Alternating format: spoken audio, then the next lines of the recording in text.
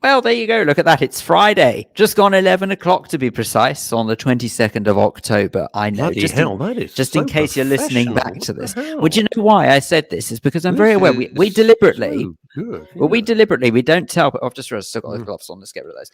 I'm Alvin Stardust, ladies and gentlemen. Tonight, Phil Dave is Alvin Stardust. We deliberately don't normally say what the time is.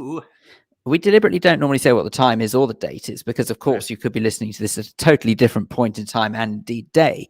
But I just figured that maybe once in a while I'd acknowledge that, hey, we actually, we do. That's very good. Hi to everybody on Deluxe Radio, all ridiculously 42,000 plus of you. Unbelievable. Wait till we're on radio waves. I thought you were going to say wait till Radio 1. I thought it might be waiting quite a while there. On Radio 1, yeah, because they're going to absolutely love us on Radio 1 because we tick every box there. It's true, we do. We'll leave you to establish what that means. Absolutely. You can work that one out, gang. Who cares? Yeah. Did you imagine? Seriously. Yeah. And now there appears to be some sort of record here from a chap by the name of Eminem. Not quite sure I've heard of him. I think he's a type of sweet. Do you know? Very good. Do you know what? Though you're dating yourself just by saying Eminem, considering Eminem's daughter's in her 20s or something. I mean, his daughter's in her 20s. That shows where we're at. Yeah, okay. Eminem's daughter's all grown up. Facebook more. Good morning to you, Facebook user. No idea. Sorry, don't know who you are. Wish we did. Now then, we've got a hell of a show. I mean, like nuts. Got more guests than you. We got no jingles today because Phil couldn't be bothered. No, Phil is in his love nest. He's in his love nest. He's waiting for Joan Collins, who's been his mistress for some time, to arrive. And as you can see, it's a beautiful apartment. He's got a penthouse just off Park Lane. Not many people know that.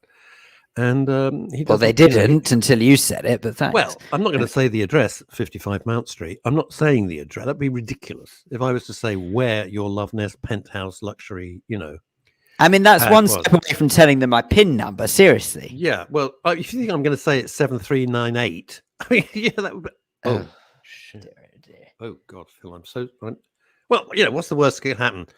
By the way, he's left his wallet in the branch of Starbucks just off Kingsway. You were making me sound on the left. So classy until that moment. It was on the the Starbucks thing. You're making me sound so classy. Apparently, I have a penthouse in Park Lane. You do a love nest. You do a love nest.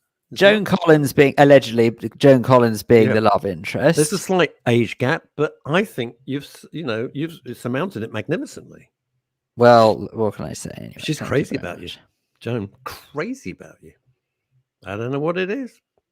She's a woman of substance. She can't. Oh no, that's the wrong Collins. Anyway. She can't get enough of you. That's what it is. Facebook user, the girls will be queuing up. Well, if he had a penthouse, damn right they would. It's not like there's any mercenary girls there. I don't think that they would do anything in particular as far as. Look at it. I don't know if we're being told off or he didn't hear the front end of the show. We've already said hello to everybody on Deluxe Radio. Ian. No, I think we're being told off. Oh, screw that. I don't care. What the hell do I don't mind being told off, actually, because it means it's no. I tell you why I don't mind being told off. I've changed my attitude about that recently because I've come to realize. I hear your saucy new attitude. Well, I tell you why, it's because I've come to realize that being told off is actually a sign that someone gives a hoot about something. Yeah, damn right, damn straight. So there you go.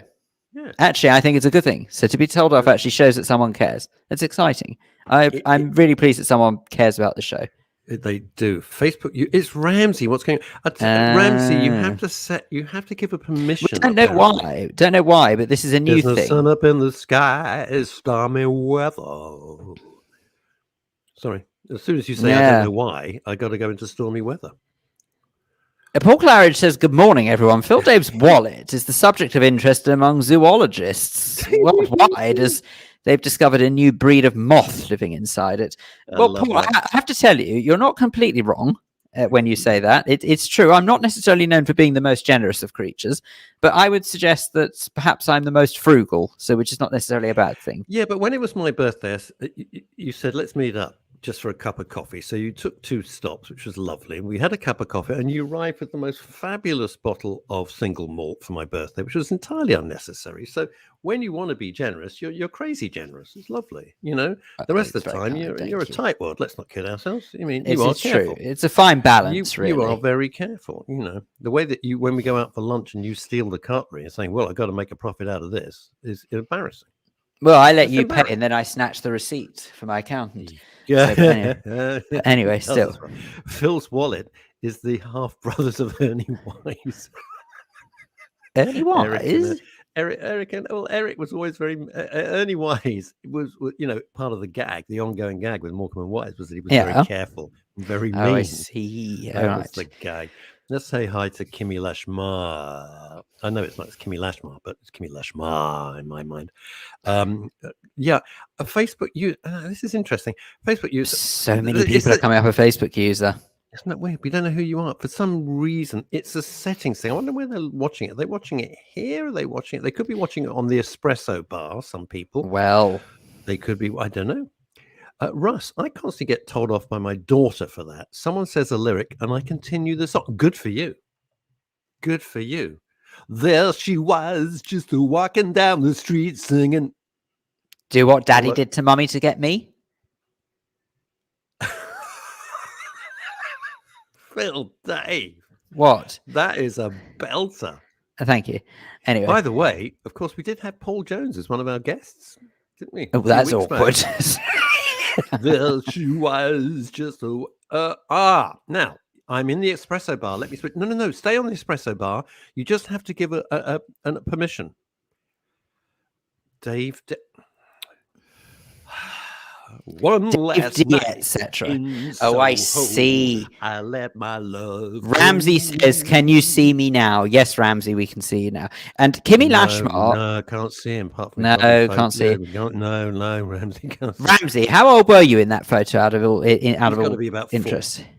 Seriously, about 4. Here we go. Now I got news about this. This is my cousin Francie. Hi, Franny. I put the photo up of Auntie Sylvia. That was her mum, who I adored. We all adored her. Who passed only relatively a couple of years back. That was it. And she was well in her 90s, still living on her own, still as scary and as funny and as hilarious as ever. Now, I'm not going to go into it, so I don't want to take over the show with it, but my dog Ebony, as everyone's been so kind on my Facebook page, has been taken very, very ill. I was 2 hours in the vets yesterday, and then I had to take her, because it's so serious, to the Royal Veterinary College, which is miles from here. It's about a 90-minute drive, just to add to the enormous stress which came out of nowhere. Anyway, the only advantage, she was 97 when she went. 97. Unbelievable. Wow. Anyway, here's the thing, right? The only advantage. Auntie Sylvia, by the way, not Ebony the dog. Let's just clarify that. Sorry. No, I mean that would just be bloody weird, wouldn't it? Yeah, I mean, that would be supernatural. She'd be like Crypto, the super dog, right? Yeah. Shriveled schnauzer.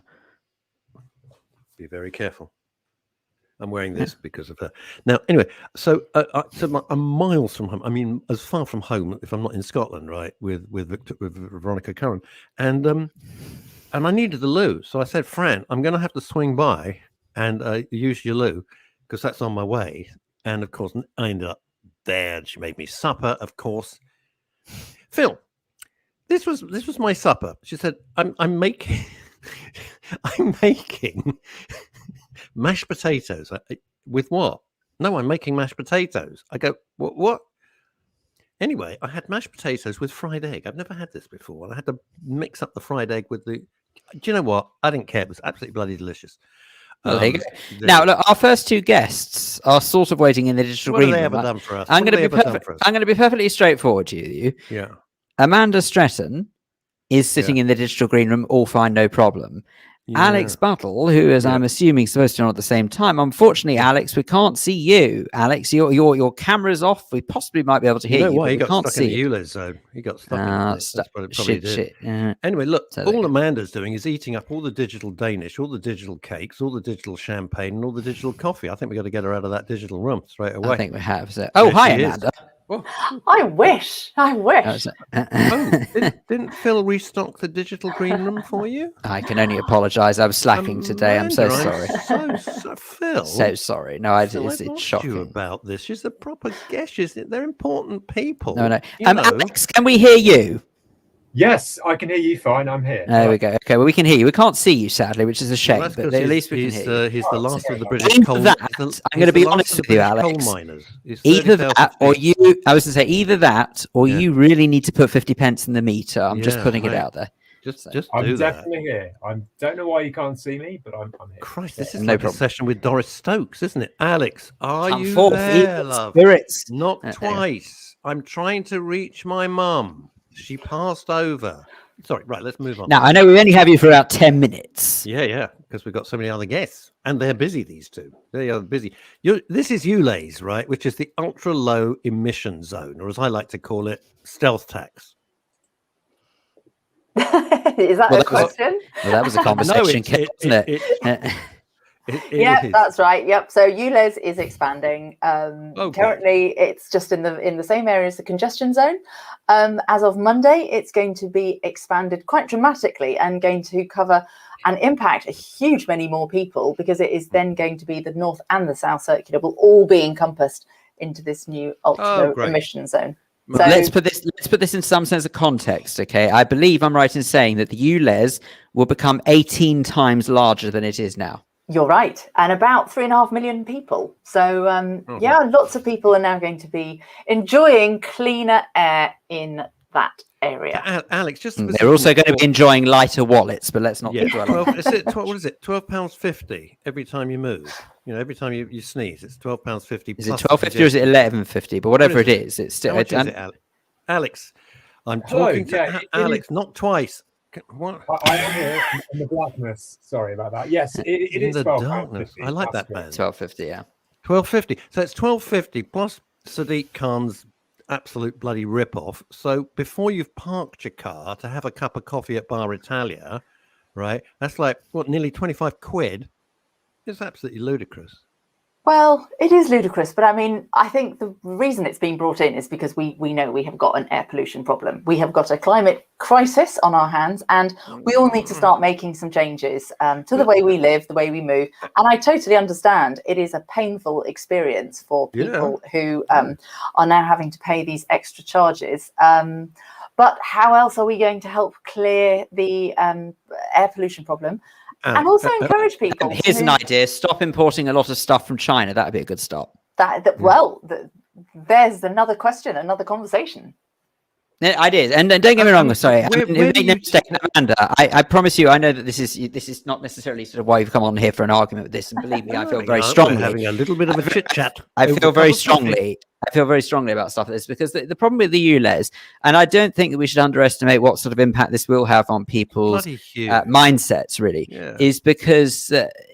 Their world around them, their immediate world around them, is changing. Okay, and I'm not talking about climate. What I'm talking about is something that's completely and utterly beyond their control. And through stepping out their own front door, possibly they can't potentially afford a newer vehicle that sort of has lower emissions, and they're being penalised for it. And it worries me, because unfortunately, that's going to have a dreadful impact on people's well-being. I would agree. I think Alex can certainly talk about more specifics to do with the used car market, which has never been more buoyant. But I would argue, in response to that point about the people who can least afford it, this isn't new news. This has been discussed and in the agenda for the last 3 years. So I would argue that people have had notice, albeit it shows that people aren't necessarily aware. Where are you guys from? Just so we know what sort of side of the fence. So I am very much on the edge of the zone. I'm sort of West London. No, I don't mean physically where you live, which I know, Alex, in your case, is 33 the High Street next to the kebab shop. Alex, I think what Russ meant is sort of where are you in terms of sort of like what's your expertise that we are speaking to you about this very subject? Okay, well, yes, I think Amanda's right to flag that people have had 3 years to prepare, but despite that, there's still a lot of Londoners out there who are really unsure if their car is exempt. They're going to be in for a nasty surprise come Monday when those £12.50. I tell you what, Alex, when I've got but my car's now 5 years old, but it's a little tiny car which I drive around the city, right? And I thought, oh shit, when I first saw this years ago, it's now 5 years old. So when this nonsense was coming in, and I checked, it said, oh no, you have to pay ULEZ. And I said, this is, at the time, I said, this is bollocks. This is a brand new car. Look at the CO2 emissions. You must be wrong. Oh yeah, we're wrong. And that was the official site. And I thought, come on, sort this out. That's true. I mean, I thought, no, this is ludicrous. Here's my thing. So are you from a government agent? Where, what's your official position? I can talk about motorway. Yeah, I mean, motorway, we're a fast and easy way to sell your car online from home for free. But I guess what we've seen, definitely over the last 12 months, in the London area, sales of non-compliant vehicles are currently like 31% of our overall sales. They were in September versus 19% last year. So while there is a bit of a surge we're seeing, ultimately a lot of people just don't know effectively. Yeah. You see, Amanda, my problem with this is this, and this isn't about you. This is just general. This has nothing to do with you whatsoever. Okay. And then the point is, if you're a plumber, let's just say you, once again, let's be honest. If you're seriously wealthy, you couldn't give a monkeys about this, because another 25 quid, if you're seriously wealthy, the congestion charge means sod all. Your ULEZ, probably you're not going to have to pay it, but even if you did, say you had an old Mercedes or an old BMW or an old Roller, I don't know, you don't care. So that's that. So it's only going to hit people where it really matters. And I think the point that Phil was making, and it's a genuine thing, right? If you're a plumber, an electrician, whatever you might be, you need your van. It doesn't matter. You might be delivering fish, right? You can have 3 years. You can have 5 years. You can't change your business model. And so who's going to be paying? Because he's got to. Is he going to have to charge more? Do you see what I mean? It just keeps perpetuating. I mean, it is, but it's a constant problem. I mean, I would counter that by saying that same fishmonger, electrician, whoever, who has suddenly seen their fuel prices jump by 10, 15 pence a litre in the last few weeks, they're also having those same costs that they hadn't written into their business model. So this is unfortunately one of the costs of life, whether you like it, whether you hate it. We do know that the money is going to be put to good use to help with charging infrastructure, helping people make that move. Interesting, I was buying a secondhand car the other day, and the dealer I was at had a number of vans, and he said, literally, he doesn't have a chance to even take photographs of the vans at the moment, because those vans that do comply, so can now drive into the zone, they're just moving out quicker than he can even deal with them. What did he put that down? What did he put that down to? People making changes at the last minute. People suddenly thinking, "Oh, I really need to make that switch now." But also, I mean, I would say also one of the. I was chatting to the guy. He said he'd been waiting until the last minute because he wanted to just carry on getting as much use as he possibly could out of his existing van before he was going to buy the new van. So people are aware. Certainly those tradespeople that I was talking to on that occasion, they're aware, and they're just sort of wanting to get as much use out of their old vehicle as possible. And no, this is a question. You've opened up a bit of a hornet's nest, Amanda, because one of our listener viewers has leaked in before me. Kimmy Lashmar says, "Are we able to actually see where the money gets spent on potholes, etc.? Because I'm of the firm belief, who the hell knows where this goes." Well, it could be on a Sadiq Khan vanity project or some bullshit statue. I don't know. Of course, freedom of information would allow us to sort of get around that if we wanted to get such information out of it. But I might also put out there that TfL is openly and knowingly in quite a lot of debt at the moment. So we shouldn't really sort of underestimate just how much trouble they're in. And it is possible that whether we like it or not, that if they hadn't expanded the ULEZ, and make no mistake, I mean, I'm not personally in favour of it at all. If I had my way, the congestion charge and the ULEZ would be completely abolished, but it's probably the reason why I'm not the Mayor of London. But the point is that you never know. Yeah, but the point is that they clearly have to make up some money from somewhere. And look, who knows if that is going to go towards it? Don't know until we get that information. But the official word is that Transport for London will help reduce pollution across the network, leading to a greener transportation fleet. This is in many ways, this is like all these adverts. You know, the banks are suddenly green, and your coffee, and all. It's just look. I was in advertising marketing at a pretty high level for about 30 years. I know, because I'm like one of the guys who creates all this stuff. So it's you know, it's the emperor. In some ways, it's the emperor's new clothes. I mean, Now, no, we need today, to technically speaking let you guys go. From what I can understand, I think I don't think we've got you for very long. I'd love to stick around and chat. Oh God, I would love it, because it's so. Let's put it this way: how long have you guys got? Sorry, because I was under the impression we had to let you go by 20 past, and it is now. So I'm afraid we are going to have to depart. Much You as it has do been have to delightful to depart. talk to you. No Alex, problem at it's all. been great seeing you. But I So- would just urge everyone, Sorry, anyone I've been who in is the back. unaware, do check. Google Yep. motorway ULEZ checker, and you can check whether your vehicle is compliant or not. Absolutely. Let's give us one again, Alex, quickly. Oh, Motorway. it's motorway, and we also have a ULEZ checker. So if you Google motorway ULEZ checker, you can check your compliance, and then if selling your car is the right decision, you can take it from there. Damn Excellent good. stuff. Thank you. Alex Battle, who's MD of Motorway, thank you very much indeed for joining us. Thank you very Amanda, much you're to a very Amanda good as sport, well. by the way. Absolutely. You're a very Okay, good, you're a very good Believe sport. me, don't mind Russ and I. We just like to I- jab a little. Thank you very much indeed. Loved every Bless minute you. of it. Thanks a lot. So nice. Take Bye-bye. care. Goodbye. There we are. Okay, well, that was an interesting way to start. What a load of bunkum, seriously. They're I mean, lovely. Those two were lovely. It's not their seriously, fault. I It's not have them. such a flipping issue when people say There you we've go. got a climate crisis at the moment. Do you know what the crisis is? Is that Yeah, we don't know where the advertising. we don't know where the climate problem's coming from. That's what our climate crisis is. Here's the thing. Flipping annoying. Here's- 1%, 1% of global emissions is what this country is responsible for. It's bullshit. We don't have a climate crisis. No, we The don't. world maybe collectively does, but Yeah. not us in London. And it's a load of Here's bunkum. the thing. Ugh. Let's just really get serious, because it affects. You can see, joking aside, that Phil's like, all right, I'm pissed off because I haven't slept for 2 days. I'll be absolutely honest, because of my doggy, right? Here we are, you know, we're being pushed and shoved the entire freaking time. I don't know about you, gang. I've had enough of it. Being told what to do, how to think, and it just feels like I just want to just scream at it. This whole congestion charge. When I was the flying eye, let's get some serious brass facts here. When I was the flying eye, I dealt with a lot of the people controlling London's traffic.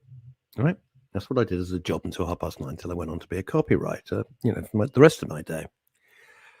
And they deliberately, and this is true, they would deny it, but I can assure you, they reset the phasing of London's traffic lights at the worst places, and they put roadworks in the most inconvenient places.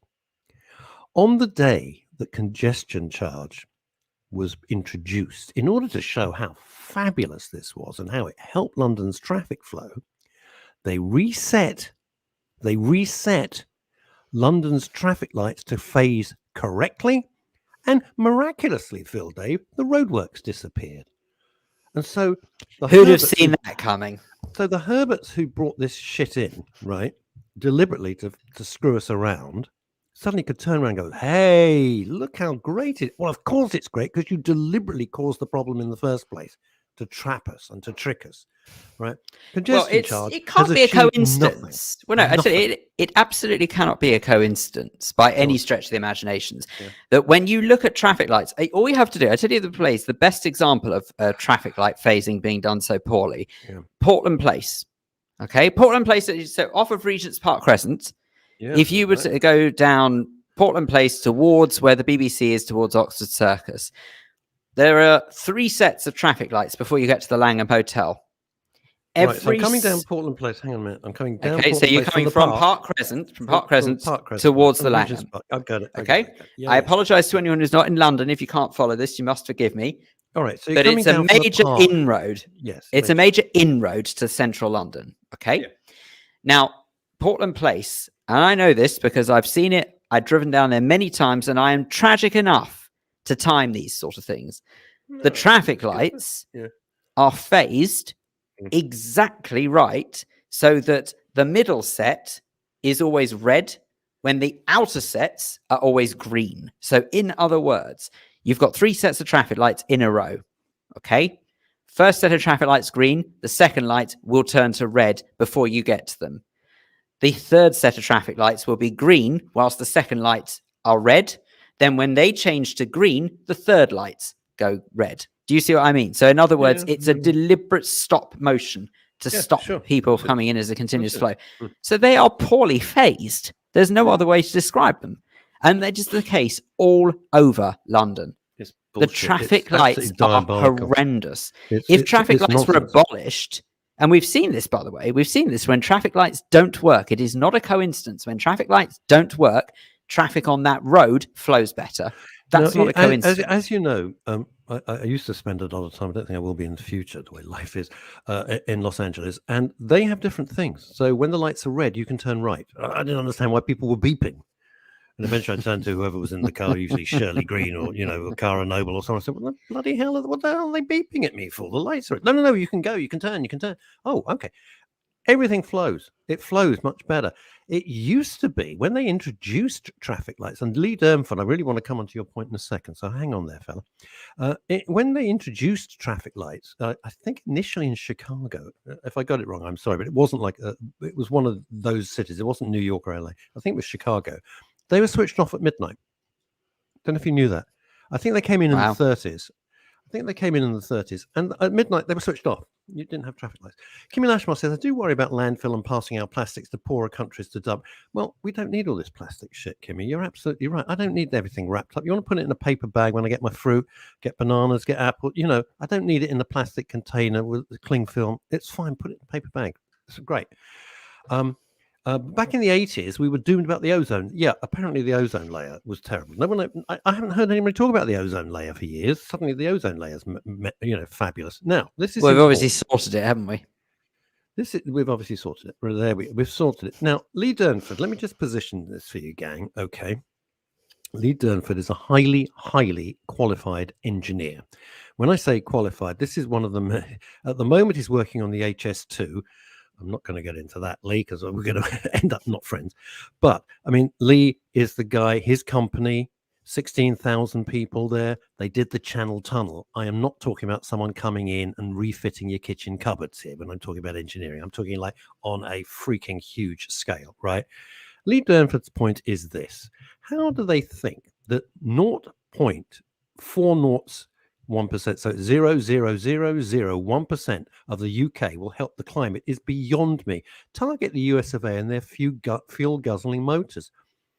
Target America, yeah. Target China, which they won't because it now runs the world and everyone's shit scared of them.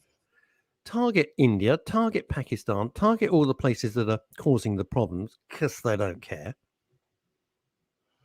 And there we are, we're sorting out our little paper bags and we're recycling our bottles and we're doing all of this. And we're making no difference whatsoever. I do have a major issue, the way that people use the word... Someone's going to say, people get annoyed. Someone's making a fortune out of this crap. Someone's making a fortune. But I get very angry with the wording that's used, okay? Because ultimately what this boils down to, and I'm fully aware people will tune into this and they'll say, hang on a second, why Men's Radio talking about a political situation that only affects Londoners? Well, let me tell you, the main reason is because that it actually makes for a problem for people's health and their well-being. Because unfortunately, when a situation is so out of their control, it gets angers and emotions really fired up. Yes, I mean, you can see how annoyed I'm getting by it, frankly. I've never seen you so het up. Well, it's because it's just a load of nonsense. And I tell you what really angers me more than anything. Yeah. This is what really annoys me more than anything is the language that's used that is deliberately designed. It's the language of hysteria. But it's deliberately designed to stir people's emotions, and that is dangerous. It is absolutely disgusting to use language such as climate crisis. No, it is not a crisis. It's not going to rain next week. Crisis. Okay. Week after. I don't deny that maybe, just maybe, everyone's global habits have to change. Okay, that's not in question here. I'm sure there are many things we can do to improve the world we live in. I get that. But to start using the word crisis, causing people who are already worked up about this issue, I tell you for nothing, if you've got people who don't care about it, you're not going to get them worked up. I don't care what anyone says. You just won't, because they don't care. But if you get people who are already worked up about this, it's the same kind of argument with the pandemic. If you use language that's scary, all you're going to do is put the people who are already upset and worried about this sort of issue on tenterhooks. That's not clever. So, Veronica Curran, for those on Deluxe Radio, because I know you can hear us, but you can't see us. God, you're lucky. Edinburgh is doing the same, also making main city centre tourist attractions. I can't access places I love because cars can't get near. Okay. Right, we've got our next. I can't believe this. We've got our next guest. Next guest. Yeah. Next place. It's like Piccadilly Circus round here, I tell you. See you. Hey, I'll tell you what else. Before I go, one of the main roads in London is called Park Lane. If you're not a Londoner, it's the huge spine road that is like the road for central London. The twats with the cycle lanes, they've made it into like one lane. It's gone from 4 lanes, which flowed beautifully, to 1 lane. It's a permanent traffic jam, which means you're sitting there, which means you're polluting the air. It's just crap. Go figure. What is this? We have to adapt, get more beavers in to stem floods for us. Kimmy, you've got to take less drugs before you start listening to the show. Come on now. Come on. We've talked about this. This is, I'm sorry, Owen will be with you in a sec. Lee Durnford, as I said, is a very, very senior engineer. I was going to list all the others, but look at the size of us. So crazy. In other words, not the size of Phil and me. Bit rude. Well, you really need to know that you can, but to be honest, I was going to say the last few months have been kind. So. Yeah, you're so crazy. We are a blip on the global issue. The climate people will say, well, we all have to start somewhere. They will say that, which I agree with, yeah. But hit the larger problems area first, and then the smaller areas. The UN needs to grow some, in my opinion, and kick some at the UN. UN, the most useless bunch. And UN, I think, stands for useless numpties. It's just hopeless. Right. Time for the next guest before he guzzles everything in the digital green room. Step forward, Mr. Owen Sharp. Hello, Owen. Hello, gents. How are you? Very good morning. Well, yes, we're kind of well, thank you. today. I haven't slept in 2 days. So we hope that you are well. Now, Owen, is this right? You're from Dogs Trust, I understand. I am indeed. Yes, that's right. Oh, now you see, you may know that for anyone who has just tuned in or just listening to this, that both Russ and I are partial to dogs. We do enjoy their company. So you're in good, hopefully you're in the right show for this. Owen, tell us, what has the Dogs Trust been up to recently? How are you guys coping with pandemic life and stuff like that? So pandemic life's tough at the moment, or post-pandemic life. We are seeing an increasing number of dogs coming into our rehoming centres. We always feared that was going to be an issue because absolutely, Owen. We know that around about 2 million more dogs have been got in the UK during the pandemic. So the dog population is probably about 12.5 million now, which is incredible. And Owen, can I jump straight in? Owen, can I jump straight in? There's something I really would love to ask you. You know, it was so obvious when people during the pandemic, I get a dog. How stupid are people? I'm sorry, but how stupid are people? They say dogs for life. It's not for a bit of inconvenience, to keep you amused for a couple of months and then it can just bugger off. Why do they think like this, Owen? What's going on? It's something we've talked about and tried to encourage people very hard to think about. I think there is a level of almost blindness about it. People just, probably very sensible people might not always make the best decisions because it isn't always about should you get a dog. It's actually where you got your dog from. We saw prices going up through the roof. And of course, that's driven lots of kind of criminal behavior in terms of things like dog theft and particularly puppy smuggling, which is something we're very concerned about. The other thing is, in fairness, that some circumstances that people have faced were not foreseeable. People have had to maybe move because of changes in jobs, with changes of circumstances around the pandemic. Unfortunately, we've actually seen quite a lot of cases of people having to give up dogs due to family illness that might be directly related to the coronavirus as well. So there is a whole plethora of reasons that people have faced that challenge. But unfortunately, we're seeing more and more people who need to give their dogs up for rehoming at the moment. But of course, though, those plethora of reasons is exactly the one reason why if ever anyone is considering getting a dog, go straight to somewhere like Dogs Trust and look for a dog there. Don't go straight to breeders. Look, I don't deny that breeders are probably admirable people in one way or another. breeders. Yeah, no, Proper. certainly not farm breeders, you know, but proper breeders, I dare say, have got admiration behind them sort of for what the reasons that they want to actually sort of get their particular breed of dog that they obviously have a great passion for out there into the world. But the problem with that is that for every dog that you get from a breeder, that is, as it were, a new dog that's being brought into circulation. I know it sounds a bit silly. It's not a car. I get that, but it is a dog. It's a living creature.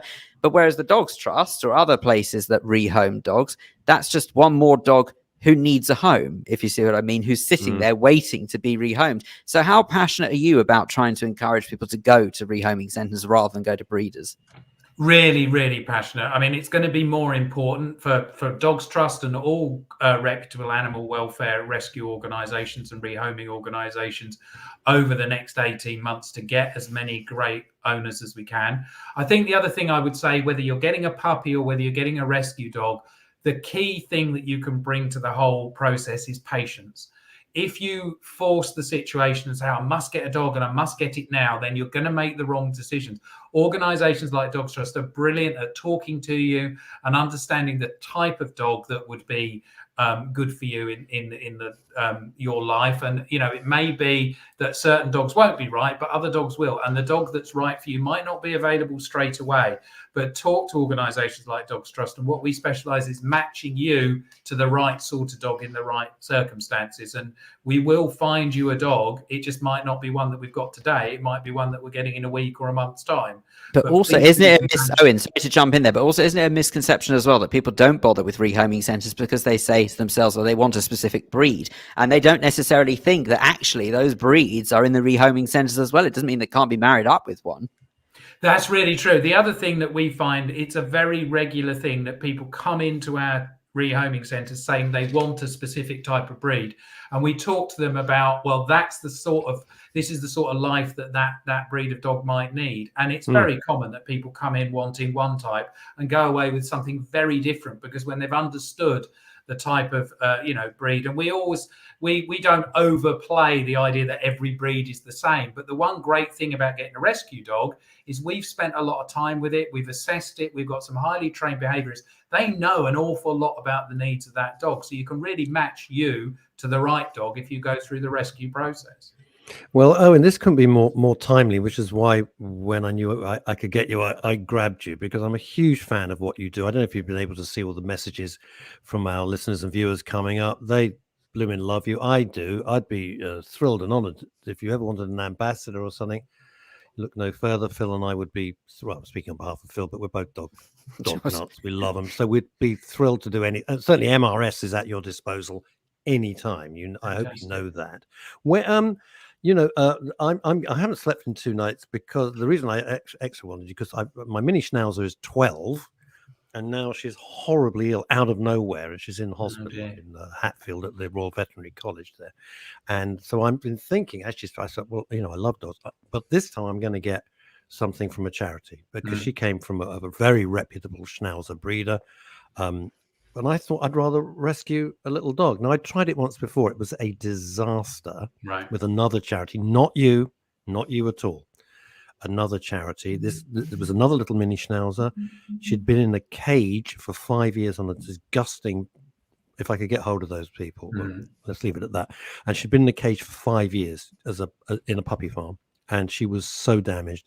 After a year of trying everything, she had to go back to the charity. Now she's back on the farm and she's running with the pack, and it's all much, much better. She's far too damaged. But I would love to get a rescue dog, because I can't be, without a dog. It's such an important part of my life. It's an important part for Phil and so many of the gang who are here on Men's Radio and Women's Radio as well. So how does it work? Owen, could you walk us through the process? Because I don't actually know. I decide I want a dog. So what do I do? Yeah, we've had to change our process, obviously, because of the pandemic. It used to be that I would say, go along to your local Dogs Trust centre, but actually we now try to have as much of an initial consultation online or over the phone. So go to the website, talk to us, and we will let you know about the dogs that we've got. You can make an appointment to come and see dogs at the centres. And it's all about kind of understanding your life, understanding that, the needs of the individual dogs that we've got. some dogs are much easier to rehome than others because we've done a big assessment and we've done lots of work with them. We know what their transition into a home will be. That might mean you need to come to the centre for a few visits and meet the dog and do some work with them with one of our behaviourists. It might be a relatively easy to rehome dog. The other thing that's been a huge benefit to us during the pandemic and will be really important going forward is the number of people that are coming forward to be foster carers for us. So experienced dog owners who take on dogs for a period of time before they find their forever home. That's a really important thing that we get through a great number of volunteers from us as well. We couldn't do what we do without them, and we will need more of them as well going forward. So that's another option for some people. Some people aren't able to have a dog permanently but can do a couple of months, and that can be really, really helpful as well. So in essence, like that with Phil, with me and Phil. It was very much like that with me and Phil. I rescued him and I had to give him away after a couple of months. And to be honest, after a couple of months, it was enough. Yeah, the problem is I'm quite expensive to maintain. It's got to be said. No, look, I know, Owen, we don't actually have you for very long, but I know that you actually, one of the reasons you came to talk to us today is because you're talking about the National Dog Survey. I'm going to be perfectly honest with you, I knew nothing about this. Tell us about National Dog Survey. Yeah, crack on. Yeah, so we launched the National Dog Survey about a month ago. It's something that you fill in online, and it closes this coming Sunday, so Sunday the 24th at midnight. So please, if you're a dog owner and haven't filled it in, it will take no more than 10 minutes. Right. It obviously gives us lots of fun facts about dogs, and we found out what the favorite names of dogs are. But actually what it's most important for us is it's really telling us where people are struggling.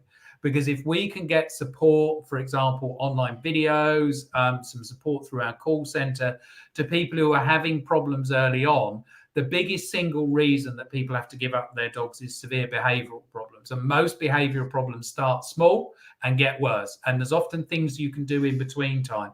So if we can find out where the challenges are, we will actually can make sure that we gear up our services to be giving people as much upfront help as possible. Brilliant. So please fill it in. It really helps us to understand the UK dog population. Nobody else does this. Nobody else actually has a clear picture of the number of dogs and the types of dogs. So if we can do that, it really does help us shape our services. And what's the address for this so everyone can so go to nationaldogsurvey.org.uk, or you can get to it via the Dogs Trust website.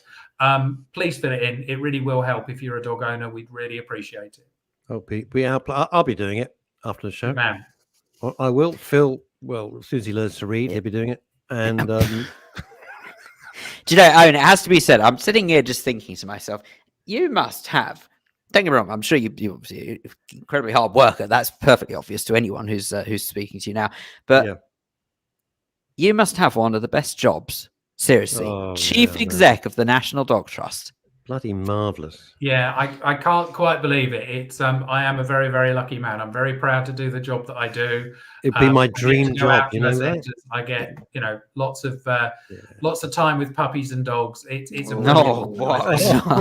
Oh man, all over the world, because this is global. Everyone's going, oh, we'd love that job. Yeah. Well, of course, it begs the question. Been here for a long time, yeah. It begs the question, though, of course, Owen. What breed of dog do you have? So I'm a failed Dogs Trust foster carer. I took on a foster dog at the start of the pandemic, and of course, 2 months later, I go, you know what? I can't give her back. I need to adopt her. So she's a Saluki Whippet cross. She was brought into one of our centres. She was found running down a main road, brought in by the police. So we don't know her background. But she's lovely. It's first ever kind of smaller sight hound I've ever had.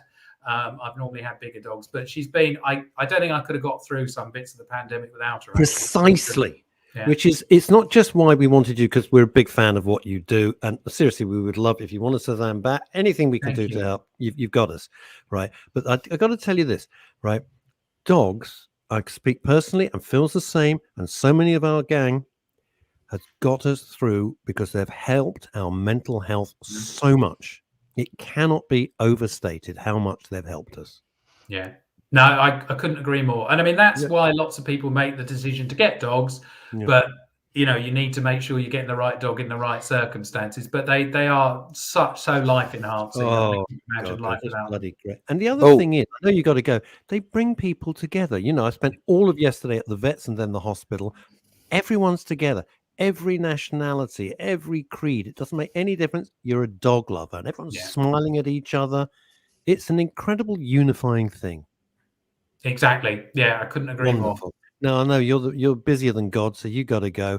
Unfortunately for you, I will be in touch because I will be. Please do. I know you don't want that, but you've got it now. You're stuck because I will be. And he's going straight to the top. I hate to tell you. So, I'm not mucking about. I want the chief exec or nobody. Right. Thank you. Really good to talk to you both. I'd love to talk to you again sometime. Oh, please. Now we've got you. There's no escape. Owen Sharp, Excellent. Chief Executive of the Dog Trust. Thank you so much. We really appreciate it. Bye. Bye. Farewell. Oh, dear. Honest to God, what a job. What a job. Is that the best job ever? I thought it was fun to talk for a living, but he works with dogs. You know what it is? I'll tell you something. My dad used to have this strange expression. He says, a fish stinks from the head, right? And you look at some organizations and they're run by someone, you think, you're an absolute shit. And you wonder why the organization's horrible. And you see somebody like that and you think, what a lovely guy, passionate about what he does, totally on top of it, totally understands what he's doing, what we need from it, what he needs from us, and charming. And then you think that cascades right the way down through an organization. It's always been the case. You know, if the CEO, if the Grand Fromage is good, a good person, and all that means, is that weird? The next advert that's just come up on my screen, Pooch and Mutt. Oh, that is not a coincidence. No, it's not weird, huh? Oh, what? Suddenly comes up. They're listening to us, I tell you. Yeah, well, please, somebody is. Right. Oh, my God. I am going to get another dog. I will do, because it always cheers Ebony up. And I'm going to be absolutely honest. I don't know if Ebony's going to pull through this. I kind of hope so, but, I'm a realist. Well, you know why I groaned, by the way? We've got two more guests there. Help yourself to the tea and coffee there, ladies. Please help yourself. There's Danish there. There's Phil made some cake last night. I know he's put it in the digital green room. Please help yourself. I'll put it in the digital fridge, so it should keep. It's all right. It's digitally fresh. Yeah. The reason I was groaning when he said you can't come down, it's not quite the same. Is I drive right to which for me to Hatfield is like they might as well said drive to Jupiter. So anyway, I got that.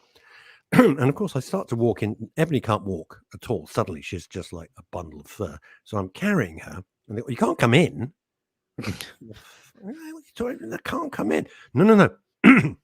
You parked your car in a bay. Yeah, you'll see a sign. So I carry Ebony back. You can imagine what my head's doing, right? You had to do everything on the phone. Everything's on the phone with my hearing. So it's like it's not unique. It's not unique to them. I promise you. It's with the local vets as well. We had exactly the same when we've taken Monty and Carlo. So. It drives me nuts. I know it's not very nice. And I tell you something for nothing. I'm sorry to say very stressful, Phil. It was bloody stressful. No, I know it's horrible. And I'll tell you something for nothing. Obviously, please God or please whoever you want to plead to that Ebony does pull through this. Yeah. But if I think back to a time when my pets have sadly come to the end, and if we weren't allowed with them it would just be horrendous. That is not okay. This is what's freaking me out. That is not okay. I got to be honest. This is what's freaking me out. I was trying not to go there, but it was so. Of course, then somebody comes up, masked, like some sci-fi film, and hands me the clipboard. So I got to fill in everything. Then they're emailing me forms, consent forms, and you're thinking, I don't need this. I just want to be there. So Ebony knows that I'm there. That's what I wanted. And I was there for hours. It was 9 hours. Fine. It was 11 hours out of my day yesterday. 11 hours. Excuse me. Right. We have two guests more. I'm exhausted already. We haven't even done an hour yet. Jesus. Right. Hey, this is weird. They've both got the same name. What are the chances? Good gracious me. They've both got the same name. We've got Lisa and Alex B. Sober. How extraordinary! Or more appropriately, we've actually got Lisa we've got Lisa Jolsey, and we've got Alex Walker. Hello to you both. Hi. All right. Oh, I tell you what, Alex, unmute yourself. There you go. That's the ticket. That's better. There we go.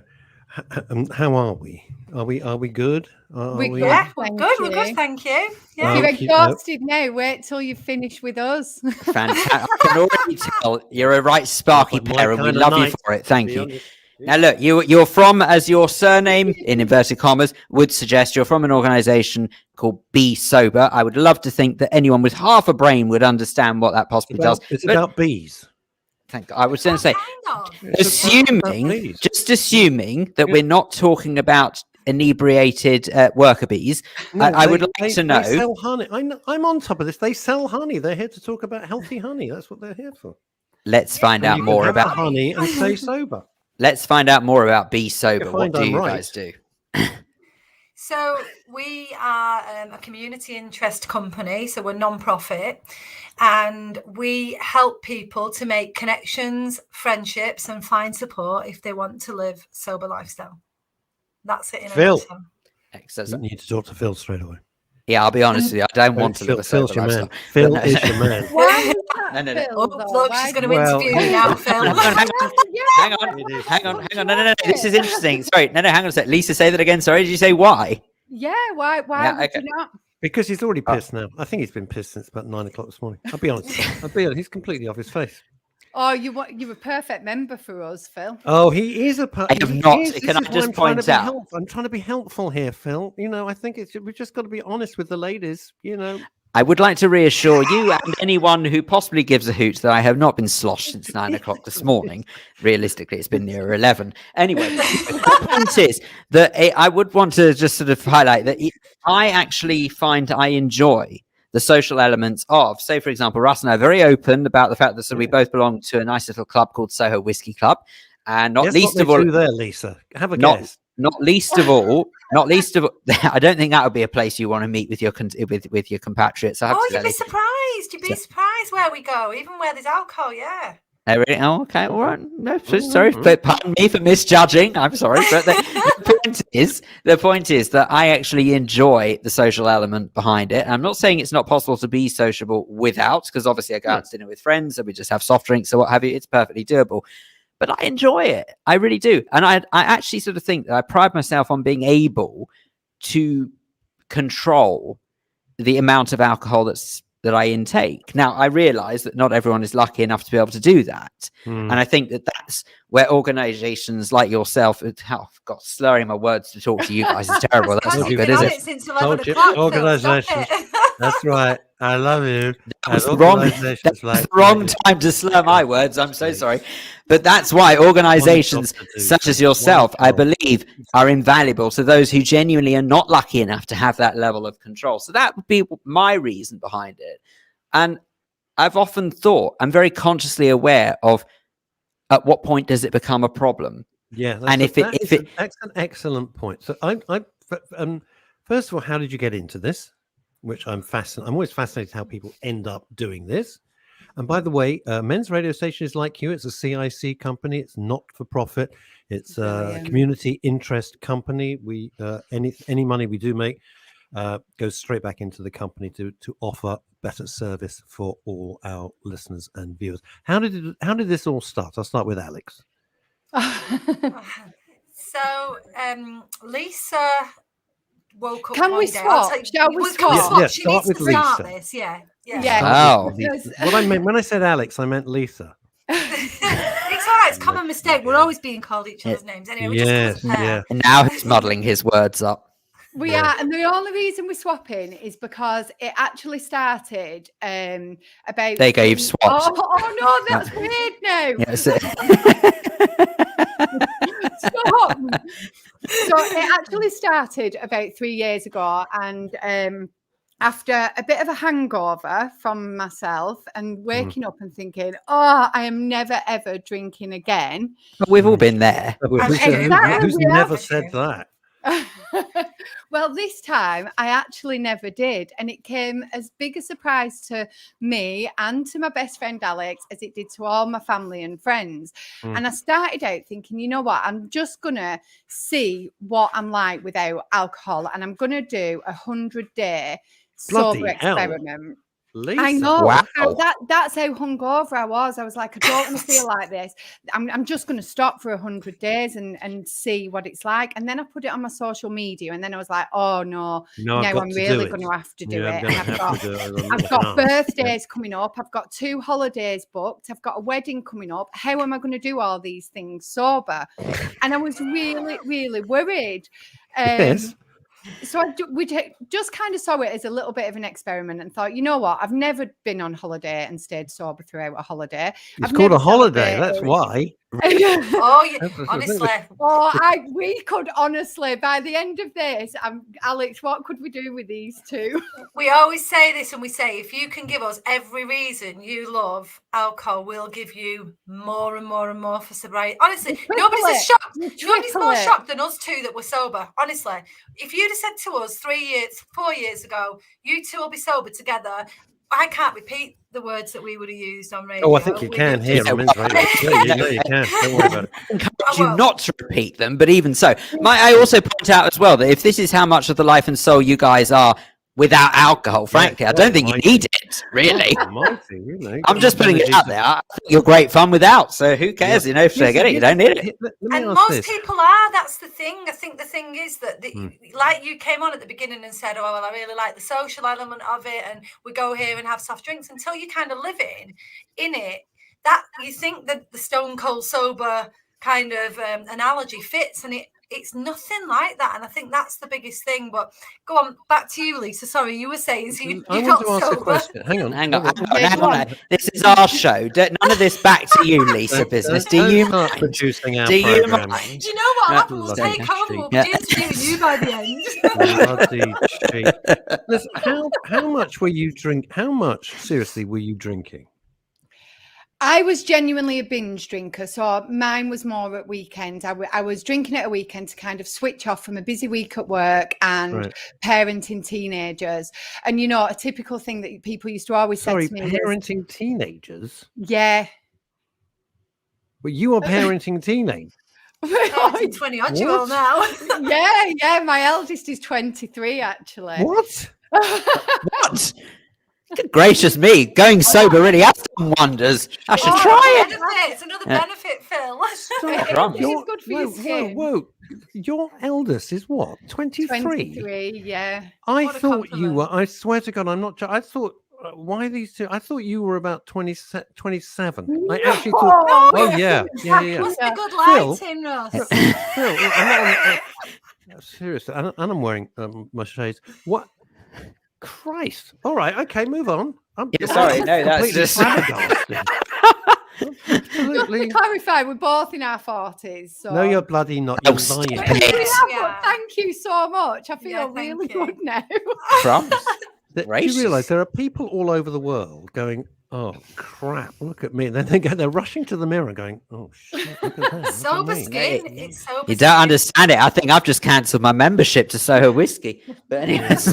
Don't do that. They go out of business. You know, and especially to men, I think, around health benefits and appearance. It's we say this all the time, but alcohol actually causes loss of hair, dry and dull skin, bloodshot eyes, bad breath. It's not loss of sex drive, sexual performance. Loss of sex drive. Sex is amazing. To be perfectly honest with you, explaining so much. I was going to say, to be fair, I don't think that was ever there in the first place, so I'm not too worried about that. But might I say as well that as far as when you said, just to pick up on what you were saying about before, Lisa, about how you were a binge drinker. Okay, your words. I'm quoting you, so forgive. I'm just anyone who's tuned in. I'm not insulting you, I hope. But when you say that you were, what did that look like? Because I know that I don't want to treat people as stupid, but there may be some people who don't actually appreciate what binge drinking looks like. Okay, so on a Friday, I would perhaps finish work and grab a bottle of wine on the way home. That one bottle of wine might lead into 2 bottles of wine. I was a little bit on your own. Pardon? Did you meet on your own? No, I'd be socialising with people at that time, but then I didn't know how to go home, so I was like always the first one at the bar and definitely the last one home. And if there was any, like when the pubs had shut and people was like, "Does anybody want to come back to mine?" I was like, "Yeah, I'll do that," because I wasn't ever ready to finish partying. So that's kind of how I like you more and more, Lisa. I'm going to be honest. Yeah. I don't mind. It was mainly at weekends, if I'm really honest. But then what I found is that all week, so say Tuesday, Wednesday, I was thinking, oh, I can't wait till Friday. We'll go out and we'll do this. And, so my week actually became about my weekends, and I was looking forward to and you said about socialising before. I loved going out. I loved talking to people. I loved going to parties. She had so many friends that she met in Thailand. An event. So when I stopped drinking, that was something that I really, really missed. And I felt really lonely because everybody around me was like, "What do you mean you're not drinking? Oh, talk to me when you're drinking and then we'll arrange a night out." And I was like, you see, that's not right. You've been out for years now, have you? She's a complete hermit. Poor sausage. So that's kind of where Be Sober started, is that I wanted to meet people that still kind of were like me, but didn't drink anymore without the pressure of that, and then not feeling. But somebody just said, then I saw it pop up about anxiety. That was another big thing. I used to wake up with the worst anxiety, we call it. When you wake up, anxiety. Yeah, like, oh my God, what did I say? Oh no, I didn't. Things like that. Did you? See, you've raised huge amount of very, very interesting issues. One of the things I like a drink. So does Phil. I've never denied it. Right, but here's the thing: I do not appreciate when someone says you got to drink. That's just horrible. I don't know what Phil's done to the settings here. He's done something. I know, genius. It's freaking me out. Well, see, Phil, stop farting around here. But I'm just trying to make it more interesting for you. I don't want to see myself like that. We've got. Look, I'm going to be perfectly honest with you. Okay, there's always a reason when something goes full screen. It's usually because there's a reason for it. Don't worry. Okay, do you know what that reason is? No, we don't get. So anyway, I was getting a drink. I know you. No, I'm joking. I'm kidding. Here's the thing. I think it's shocking. I remember being with my late dad. He died many, many years ago. And he was, he used to drag me out to business things when I was a little boy. And this bloke said, "I don't trust anybody who doesn't drink." And I hated that phrase. And I was a little kid sitting at the table with my dad, just keeping him company. I've never forgotten that. And I thought, you're an idiot. I thought, even as a little kid, I thought, you're an idiot. I don't like that. I don't like drinking culture. I'm totally with you on that. I've never binged. I don't get that. I don't understand why people think it's a great idea for a night out to get absolutely off my face. That's not what I'm talking about. In all seriousness, Phil and I go to, say, the Soho Whiskey Club or something. We have like 2 shots. That's it. And we have a nice chat, and we meet people, and we have an enjoyable time. 2 shots, trust me, it's not going to make us start a punch up or something like that.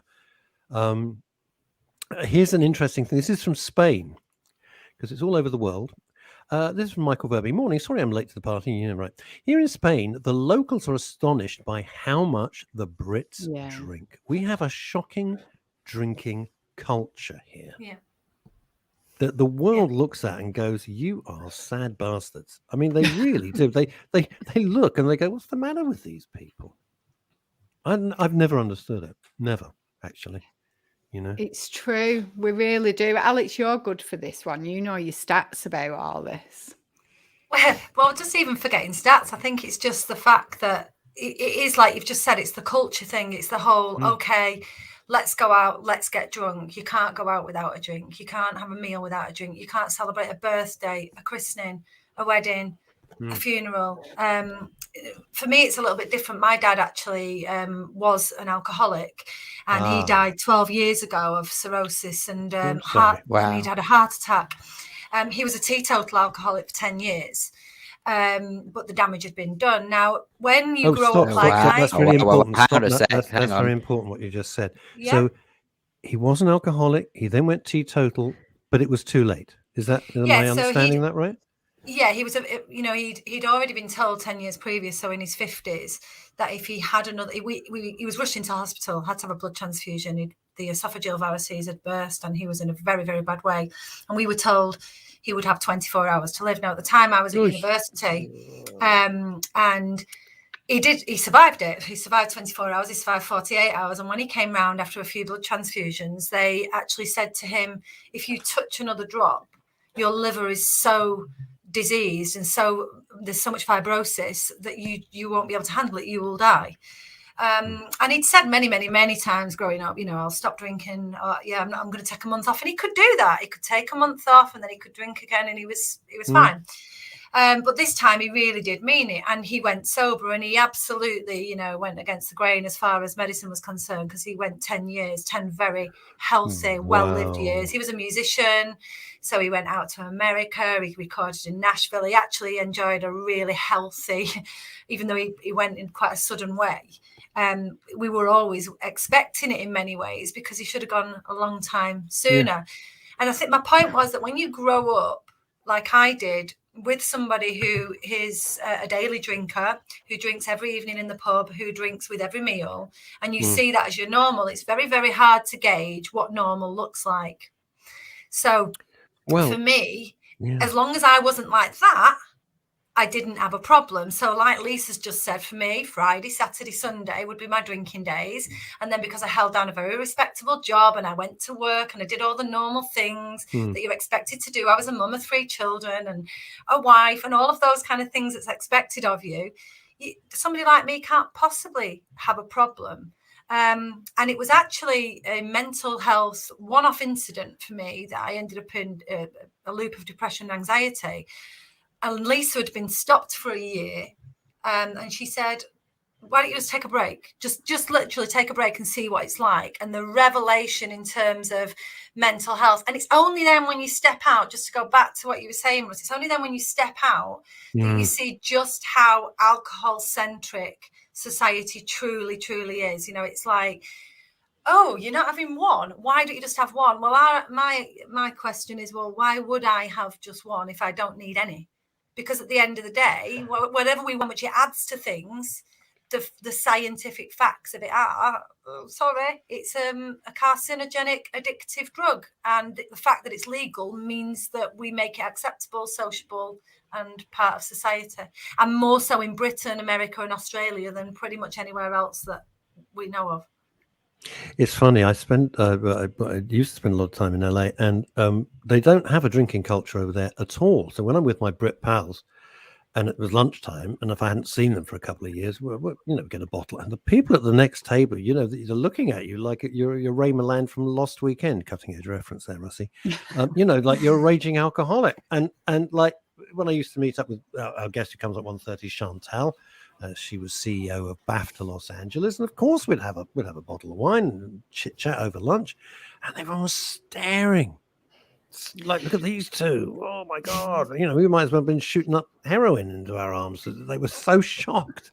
There's no drinking culture in LA. It's very interesting when you're out. It's really mixed, isn't it, out there? Because we've got a lot of members at Be Sober who are from the States, and they, equally as much as you say it's not a boozy culture, they also really struggle to find alcohol-free products. Like we've got loads of alcohol-free beers and spirits and alcohol-free Prosecco's. Why bother? You see, I got to be honest. When people do you have say, a Christmas tree, Ross? Do you have a Christmas tree? Do you have a false Christmas tree? Do I have a false Christmas tree? A fake one. A fake. Primarily because it's October. No. It's October, and that's already freaking me out. At Christmas. We get a proper. Like lots of people have fake Christmas trees, don't they? I get that. No, I get that. Because they still want to partake in Christmas, and they just don't. They just don't want to clean up all the needles on Boxing Day. I was to say, I absolutely don't want to shatter your comparison, but I don't want needles all over the floor. That's what it boils down to. I'm giving you a star for that analogy, but it kind of falls down. But it's a great idea. You're not propping the tree up. You're obviously not propping. You're probably. I'll tell you why. Because you're not propping the tree up properly. That's what it is. Yeah, it falls down because. I'll tell you why. I would rather, if I'm not drinking, I don't want to drink. So I'm very happy. I will have my, as Phil would know, I often just have like a Diet Coke, slice of, that's me. I'm done. I'm happy with it. Doesn't mean I got It's a true. problem. One Diet Coke, he's anybody's. It's bizarre. Well, I'm always anybody's. So yeah, with that, but I don't want a pretend. I don't drink lager when I'm out, but I drink very, very little. I never drink beer, and I very rarely drink lager. It's just I just don't. But I don't want to pretend. I'd rather just have a Diet Coke or literally have some water. I'm fine with that, but I don't want to pretend and say I can't really have lager, but I'll have this, which just is pretend lager. I either have it or don't have it. You see, I wouldn't that want pretend... mindset's dead interesting for me, because what I ask myself there, and honestly, I'm not criticizing at all here, because my mindset was exactly the same. And I used to even say, I'm not talking to them, the sober. I was that person. So was Lisa. But, you know, my mindset around that's very different now. Is what's the difference between an alcoholic Heineken and a non-alcoholic Heineken? Well, the non-alcoholic Heineken won't give me a hangover and won't ultimately lead to the damage that alcohol can, emotionally, psychologically, mentally, etc. And it tastes the same. Now, obviously, if you're a drinker and you taste a swig of Heineken with alcohol and a swig of Heineken Zero, you are going to tell the difference. But we can't now. After so long, it's like when you take coffee without sugar, after a while, you stop noticing the difference. So we can enjoy being part of the group.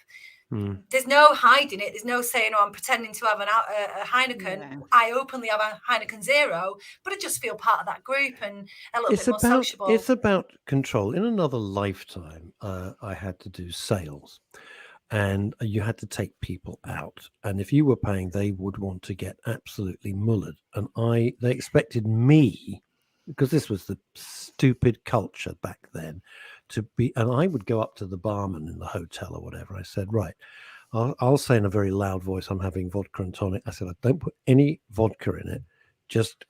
I just want the tonic. Okay. Yeah. And then I will go back. They were getting like slaughtered because that's what I was taking them out. That's what they expected.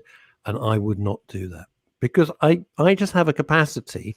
That's it. I can't drink more. I don't understand the point of trying to drink to oblivion after I've had enough. I'm very lucky. I'm not saying hooray for me. I'm just saying it's very, very lucky. Yeah. But I grew up, I assumed that every dad drank half a bottle of brandy a night. I assumed everybody did that. I never saw my dad drunk, merry, anything. Nothing changed. I assumed that was normal.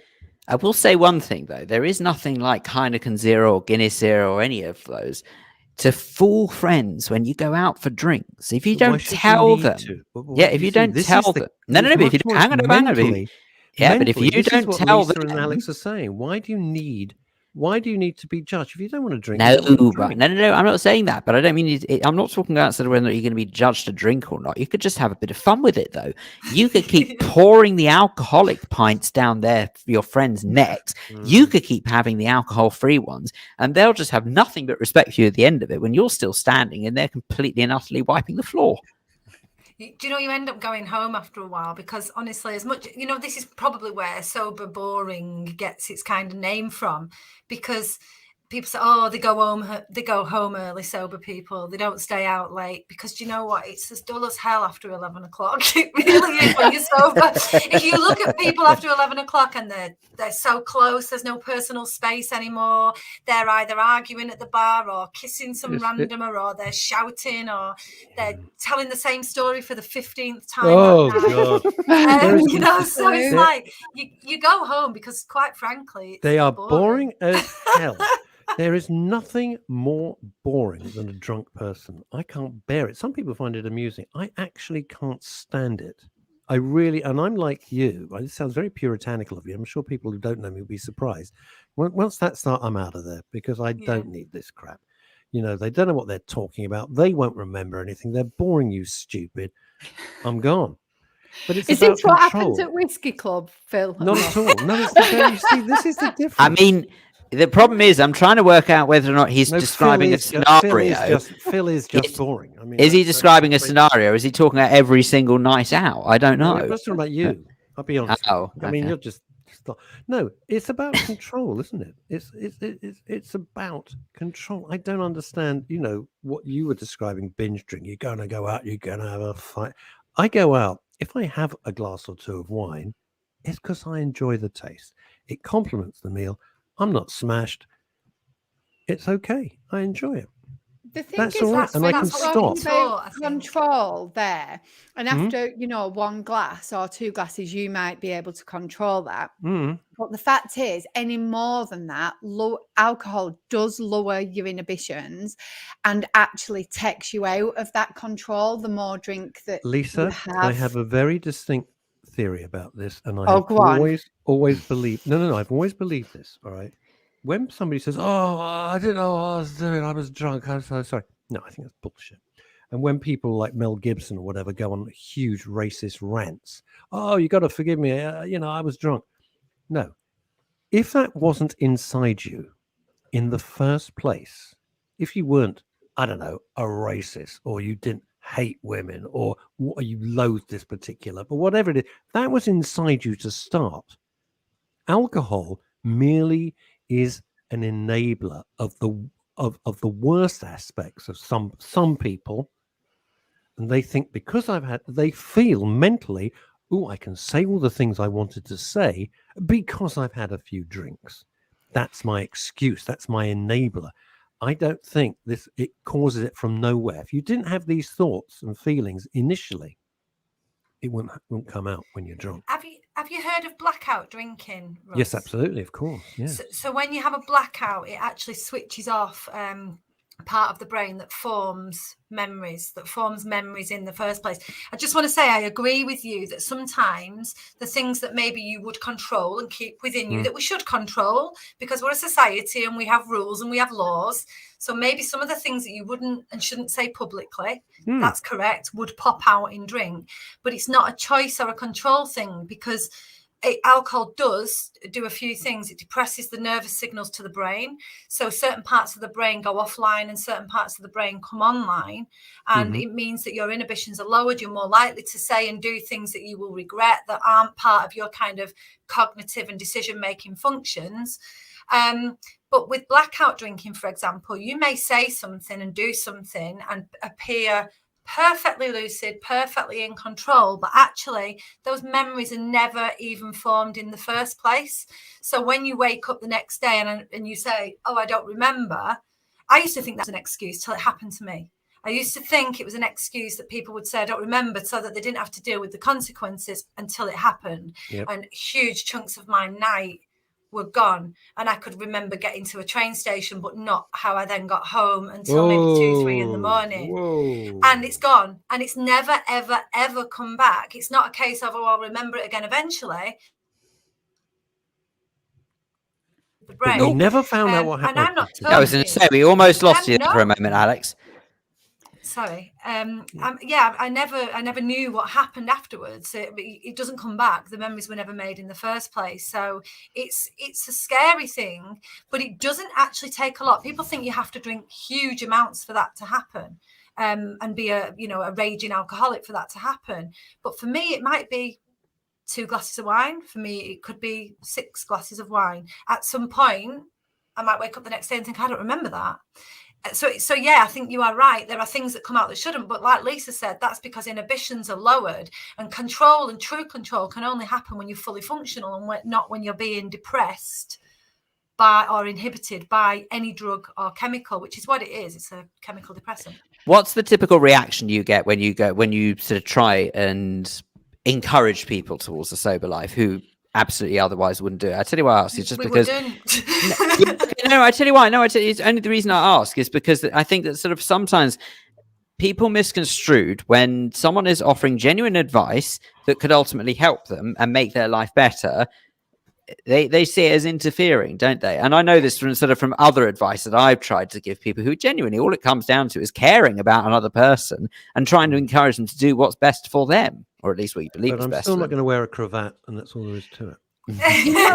You know what, Phil? What happens quite a lot of the time when we're genuinely just having a conversation about sobriety and the good things about it, some people can get quite defensive about it.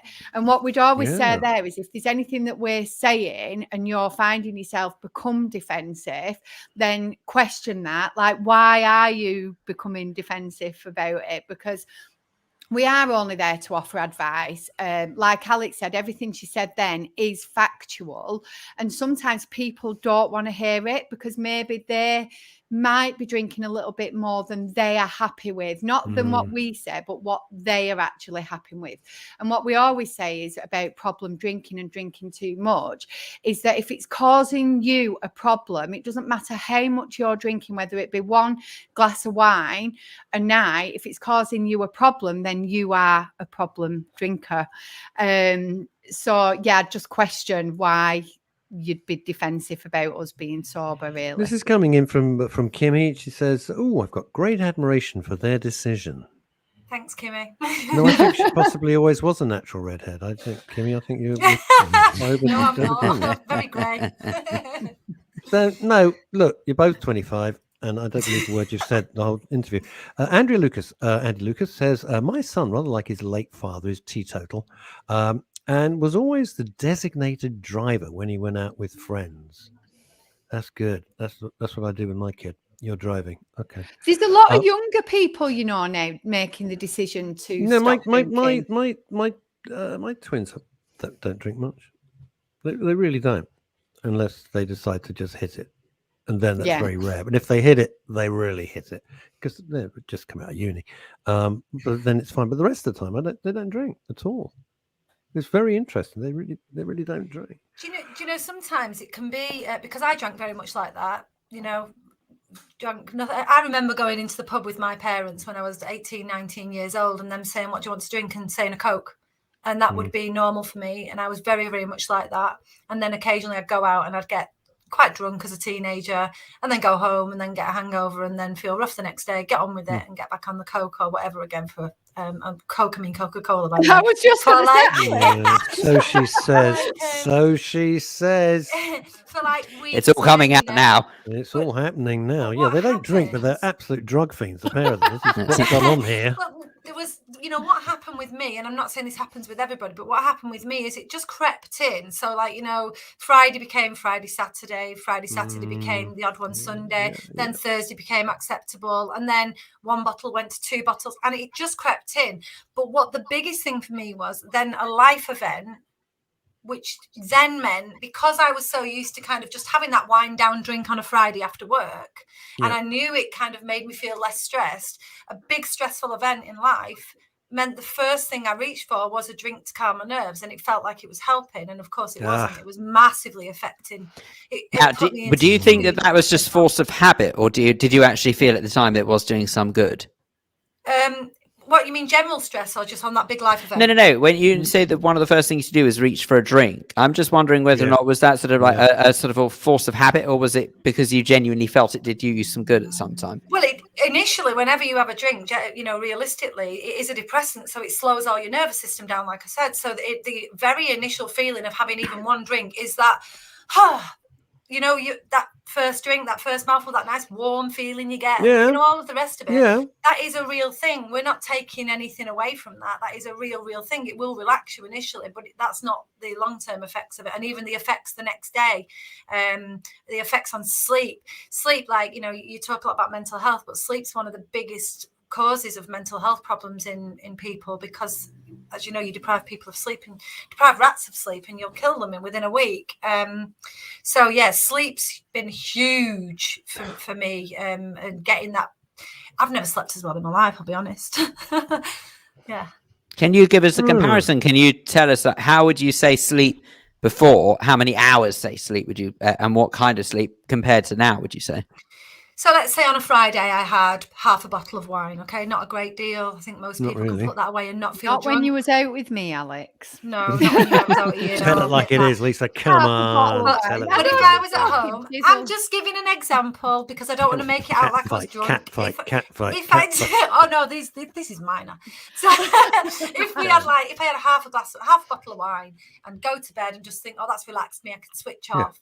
What would usually happen, and what you'll find if you typically ask this question of anyone who's had a drink, is they will find themselves waking up at 3-4 in the morning feeling restless, that kind of anxious feeling in the night, and then they might settle back off to sleep again.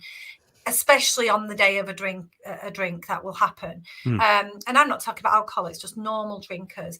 In the week, I felt like I slept okay, to be honest with you, but I didn't ever feel fully rejuvenated. You know those hangovers that aren't hangovers, the ones where you're just tired the next day? No, that's my life. I know. Yeah, that's what I mean. wake up every morning. Tired. So I I'm wake not up every hungover. I ain't got a hangover. I'm just tired. Well, that when you stop drinking, you realise that really doesn't exist when you've had 8 hours, and you don't ever get just tired unless you've had a late night.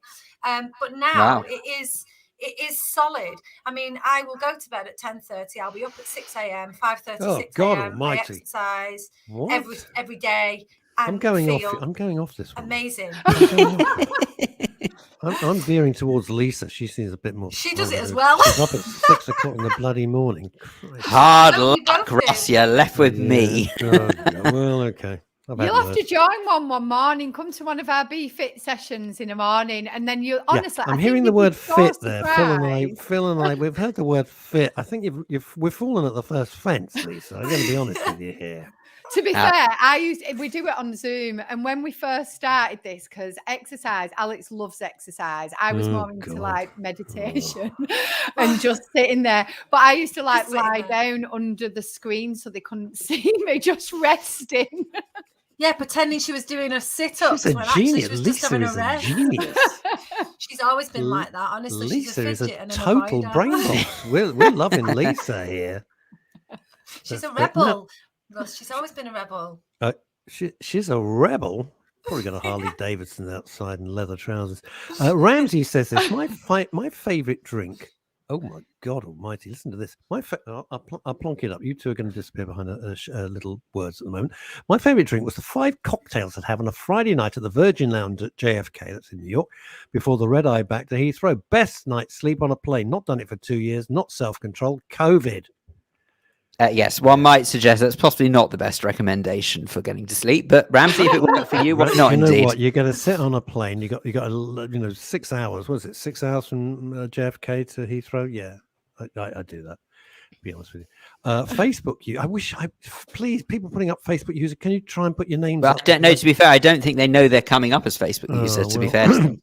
Okay, mystery Facebook user. Just replace the word drink or whiskey with heroin. Oh, come on. Or simply the Soho heroin. No.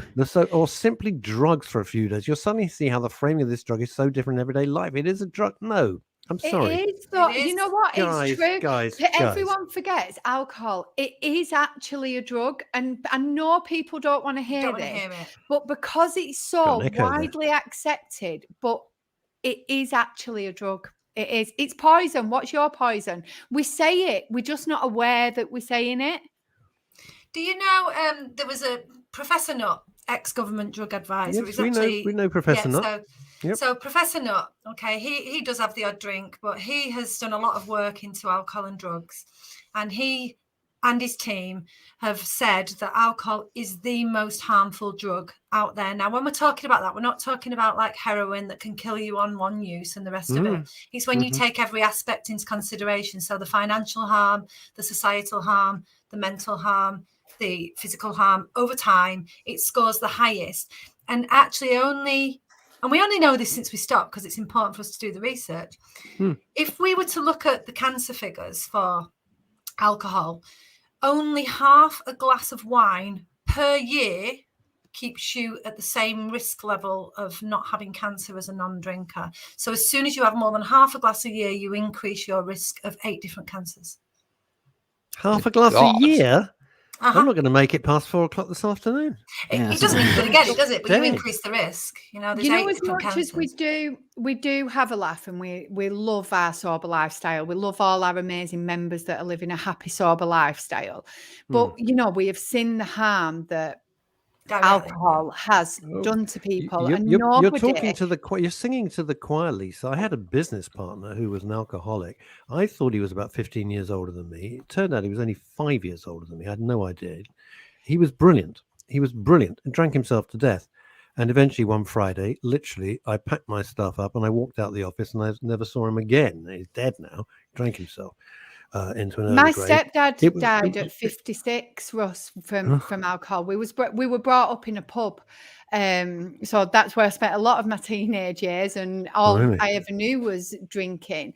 But my stepdad drank most days as a landlord, Sure. and died at just 56. And at the time, Wow. I felt like he was older than that. Mm. And then I look now and I'm like, wow, that is no age. And that No, it's was nothing. alcohol. It's nothing. Well, it's nothing. And another thing, Alex and I both had a mutual friend who we grew up with and had amazing nights out with. What we didn't realise is when we were going home and then getting up for work on a Monday and carrying on with our lives, that she couldn't do that. And our friend died at just 32.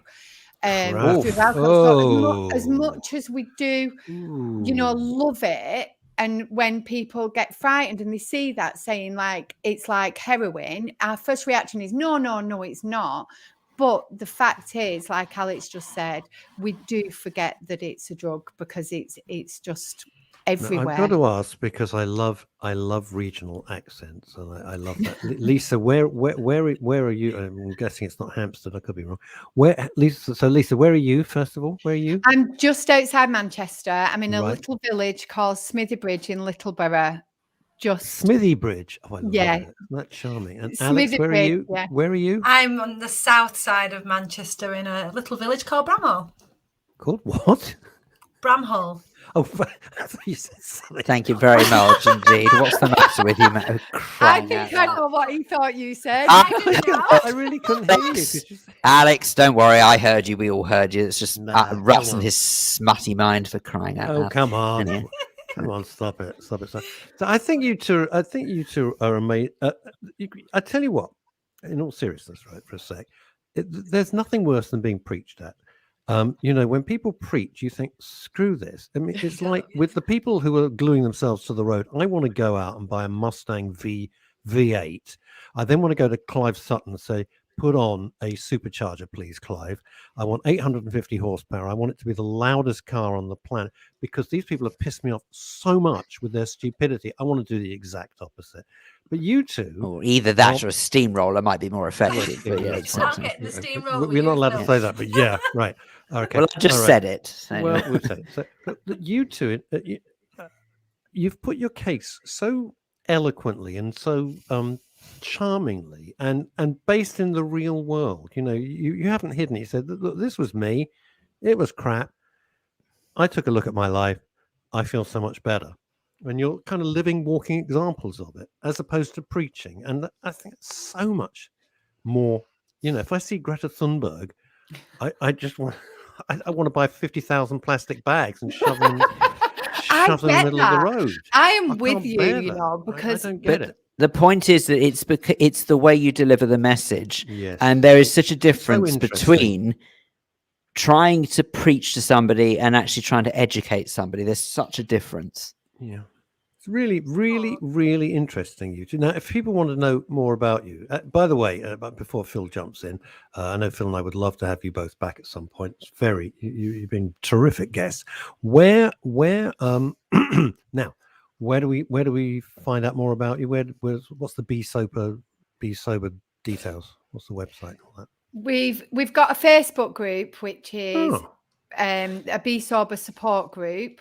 Okay. So anybody can join that. We've got a private members Facebook group as well, which we leave just for members, but we've got an open one. So anybody that is thinking about stopping drinking, questioning their drinking, just wants to have a nosy about what's going on, they're more than welcome to come and join us at the Be Sober support group. We put lots in there. We're on Instagram at besober.cic, and our website is besoberofficial.com. And can we just point out to anyone who's listening, by the way, and not necessarily seeing this, that Be Sober is literally like a bumblebee. So it's B-E-E, Be Sober. It goes back to the fact that we're both from Manchester. So the Manchester worker bee, it comes back to that. So when you said at the beginning it was about bees, it really is about worker bees. Oh, I see. Hang on. I don't know what that is. What's the Manchester? I know where Manchester the bee sign is the actual buzzy bee is the sign for Manchester. So after the Manchester bombing, yeah. I didn't know that. So after the bombing, did you know that, Phil? I do not know why, didn't remember it, but now that you say it, I do remember seeing bumblebees Started being an industrial signs town. over Yeah. Manchester. Oh, I didn't know the reason why, though. To be fair, Yeah, well, it's So- to do with the Manchester industrial, when the Industrial Revolution and all of Yes. that, and the worker Yeah, bees of Manchester, and then it was used as a bit of a symbol of hope after the bombing in the Manchester the MEN Arena. arena. Oh, Yeah. God. So we adopted that. But can I also just have a little say that we have our podcast as well, which if anyone's interested in it, Of course. it's called the Sober Experiment Podcast, and it's by Be Sober. We've actually got our next season starting this Saturday, and we're on all the major platforms there. And you'll hear all about our drunk stories and our sober adventures on there as well. excellent stuff. I'm Thank you more both. excited about the drunk stories. I want to. We'll share them with you one day. I'm not sure I'm old enough. All right, Lisa, Chelsea, Alex Walker, thank you both so much. Thank you so great. much You've for been having terrific. us. It's Pleasure. been lovely. Bye bye. Take Bye-bye. care. See you later. Bye. We got they were fantastic. They were I know, bloody well, well. very Honestly, I thought they were sprightly. about 26 years old. It's not really a wonder, actually. Really, I suppose if that's actually maybe that's why I'm always sort of quite sort of slow words and quite. No, it's because you're softly thick. Oh, That's okay. That's basically what it is. That's all right then. Thick I as can deal shit, with that. that's Basically, That's what all it right. is. I can We've live with got to go through some of these fabulous comments. You know, I never take things for granted. This is Veronica. Think about this for a minute, everybody, and I'll talk you through this on Deluxe Radio because I know you can't see it. Veronica Curran has been typing away all in capitals, which usually means that you're annoyed. And she's so sweet up in Edinburgh. She says, "Guys, sorry about the capitals. Hands playing up since 4 a.m. You know, I talk about worker bees or be kind. It's so easy to be critical, isn't it? And I was thinking, why is maybe she's just angry or annoyed with us. And it's her hands. So bless you, Veronica. You know, taking a second to think about other people, just occasionally, just changes your perspective, doesn't it? Kimmy Lashmar, I love that, says great guess. Now, what have we got? This is back to Veronica. Alcohol has a detrimental effect on our white and red bloods. My dad, same as Lisa's father, he was 52 when he died. I was 13. That is rough. Crumbs. That is rough. I can tell you, trying to deal with someone who's an alcoholic is painful, difficult, really, really hard. I mean, I had, as I said, this business partner. Absolutely. And I'll tell you something else. I rarely talk about this. When he persuaded me, I left a terrific company to join this guy. He was brilliant, incredibly persuasive, wonderfully articulate. And he took me out to lunch to persuade me to come over and join his particular production company. And I could see the waitress, or the server, as you have to call them in America, was hovering. Will there be anything? I think hovering. You have to. In America, they're not called wait. They're called servers. I'm your server today, which I find Good Lord. peculiar. Yeah, it's like a waiter or waitress. I've heard, or table staff or whatever. Whatever. I'm not trying to be offensive. Whatever today's term is. I don't know. Tomorrow it'll be something different, and by 5 o'clock this afternoon, it'll be something else. Anyhow, I thought, why is this young lady? Why is she hovering? Why is she hovering here? What's going on here? It's lunchtime. Would be anything else? And I looked at my watch. It was 6 o'clock. It was 6 o'clock. We were still having lunch. He then went to the bar and he started drinking again. I should have, if I was smarter, I could have had the alarm bells, but it didn't. So for the first 2 weeks, I was seeing somebody at that time. I was seeing somebody, and she said, "You got a drink problem." And I went, "What?" She said, "Do you realize how much you're drinking?" And I realized to my horror that I had been sucked into his way of life. Well, The it's lunches- contagious, isn't it, really? I've got to finish this. It was very seductive, and I hadn't realized. And I got annoyed with this girl. I said, "I haven't got a drink." And then I took a look at what was going on. And when I said to him, I won't say his name, doesn't matter because he's dead now. I'm not doing this. Sorry, I'm not coming to lunch, or I'll just have a Coke. That was the end of the relationship. It was, so frosty after that because he didn't have a drinking buddy. Wow. He had to go solo. And I stopped and I took a look at what was happening. It lasted 2 weeks. not the business thing, the thing dragged on for a couple of years, but it lasted 2 weeks until I realized what the hell I was doing. And it crept up on me. It crept up on me. And Wow. Sorry. Have you seen this message from Mike here? Mike says, was in the... I'll try and put it up on the screen. We might disappear for a bit, but I think it's worth it. He says, Mike says, was in the grips of alcoholism until 18 months when I stopped when the pub shut. Surprised I did not start drinking at home. Used to go to Wetherspoons, start drinking at 9 a.m. Oh my gosh. Gracious. Mike, wow. Very expensive, but the addiction removes all judgment, and irrespective of cost, you do it. Must have been costing me £150, £150 a week. Mike, that's amazing. That's Mike, absolutely incredible. Mike, thank you for sharing that. That's, yeah, thank you.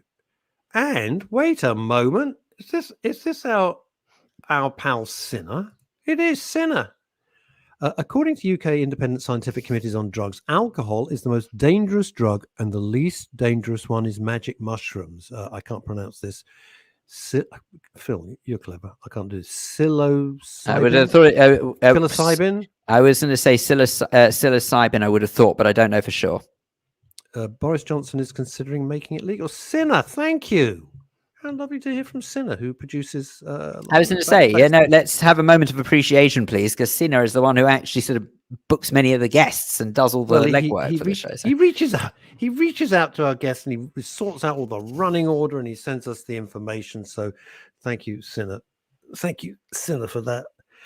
Much appreciated. Nice to hear from you. What else? Veronica Curran. What she got? I love all these new services. It's so important. People just need knowledge. A reason why on mental health, the important subjects, which all affect our. Don't understand the next bit. Cover. I think you mean something else. Thanks, guys. Oh, it's our pleasure. It's our pleasure. Absolutely.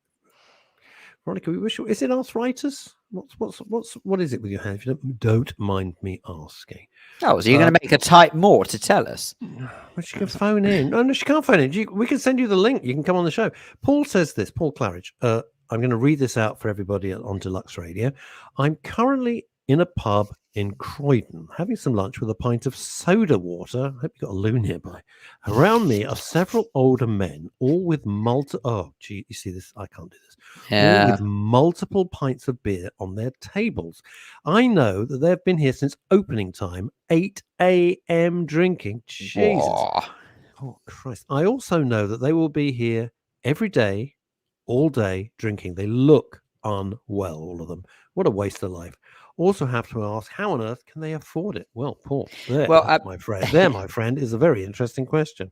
It is an interesting question. Depressing, don't you? I find that so bloody depressing.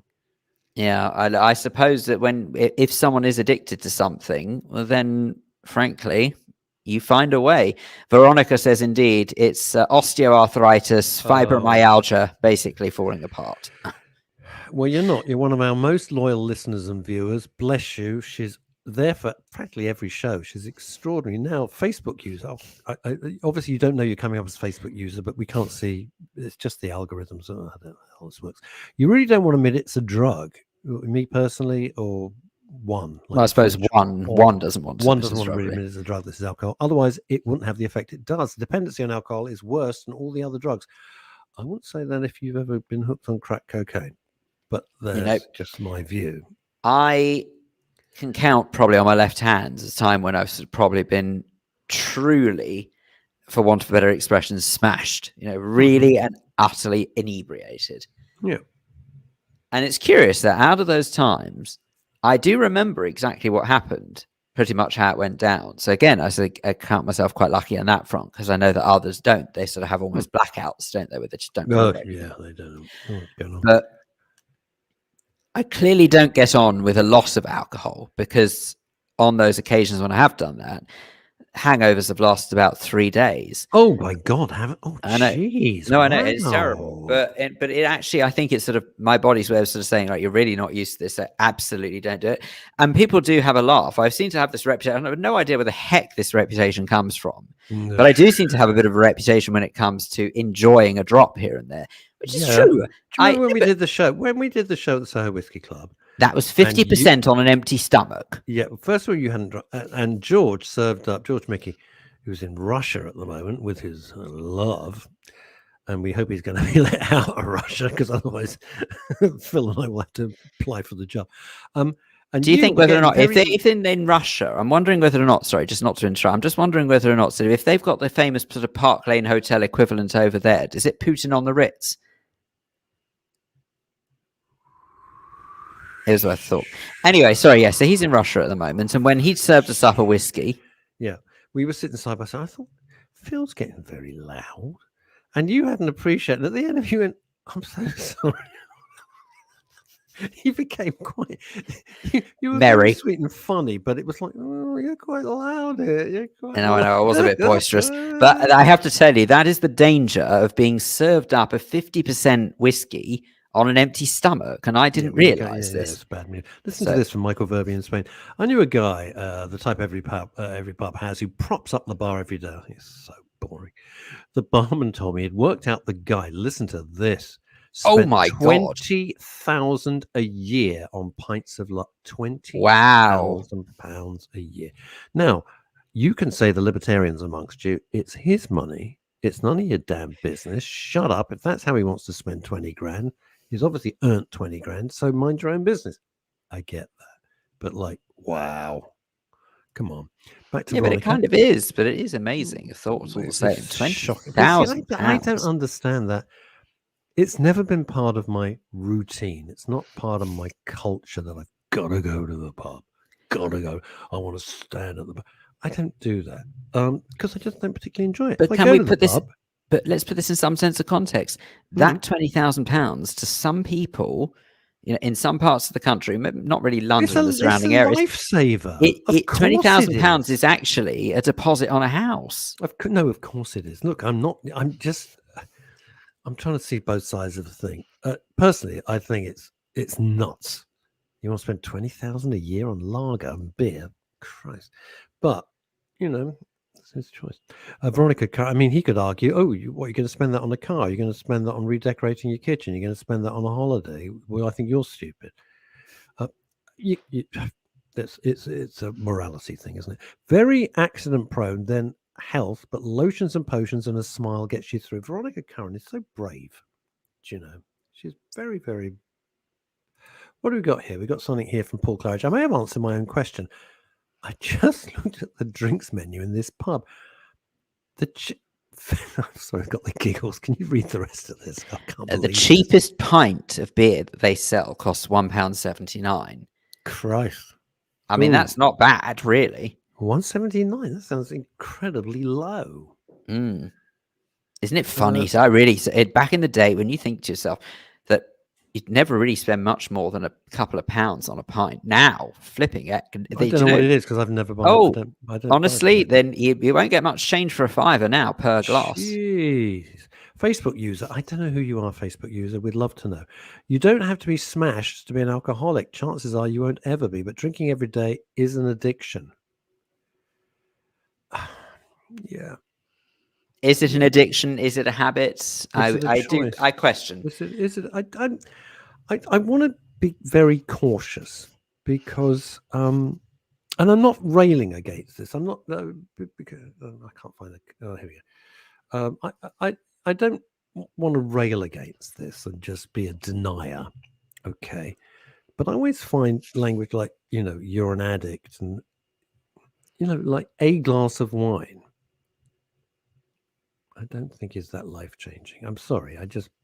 That's just my view. Or a single whiskey just at the end of the day, I don't think doesn't make you you're not sticking a needle in your arm. Well, I was going to say, but it's not. I think it's deeper than that. I don't think it's so much. No, the reason why I think it's deeper is I think it's a case of, rather than being habit, you can't live without it, or at least that's what you feel. And that's why I think it's very different. If you wake up in the morning thinking, I really look forward to that drink, or I really need that drink, that to me is an addiction. Yeah, no, I agree with you. If you've got someone who just happens to, and I'll be honest with you, I mean, this may be quite biased because I have more often than not a daily tipple, but that's because I enjoy it. It's just a way that I wind down in the evening. But I don't believe that it's a problem because I know that. All right, I'll give you an example. There is a time of year, to those who are not of Jewish faith, you might not be aware of, called Passover. Passover is a time which replicates the 8 days that it took for Jewish ancestors to flee from Egypt. Now, the diet changes quite dramatically over those 8 days because you're supposed to replicate the conditions that our ancestors would have been through when they were fleeing persecution in Egypt. And part and parcel of it is you don't have anything with grain in it. And of course, whiskey is one of them. I have absolutely no issue whatsoever over those 7 days or 8 days just not drinking. It doesn't even cross my mind. I just think, all right, well, I don't do it at this time of year. So that to me tells me it's not an addiction, I would have thought. If you can switch it on and switch it off. Yeah. Okay, this is interesting. I think an addict can't switch it on and off. What's going on? Hang on a second. Right. If I told you you wouldn't be able to have a glass of whiskey today, how would you feel? Be honest. Be fine. I'd be fine. Okay, I'll be honest with you. I'd be disappointed, but I'd have a glass of water instead, and I'd be okay. I wish we knew who Facebook user was. Yeah, sorry. Can you just write your name? Just write your name, just so we know who we're addressing. Sorry.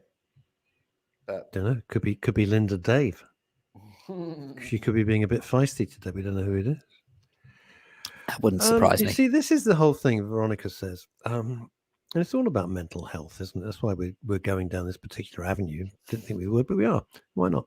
Emotionally, alcohol is an escape for which many then becomes a crutch, then leads to addiction. Yeah.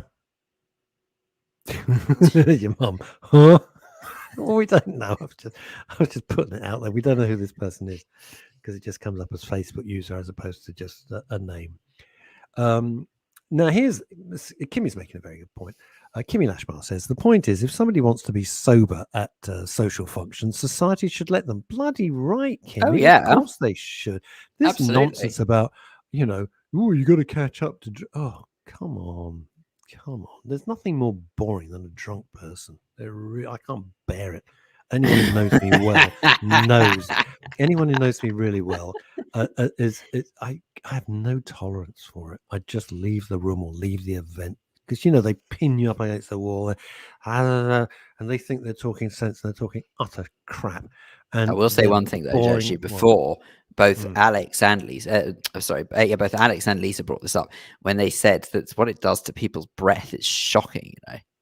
It's not very nice. We've got someone sort of literally staring you in the face who's clearly had a few and then talking directly at you, and you are in the direction of the travel of the wind. That it's just not very nice at all.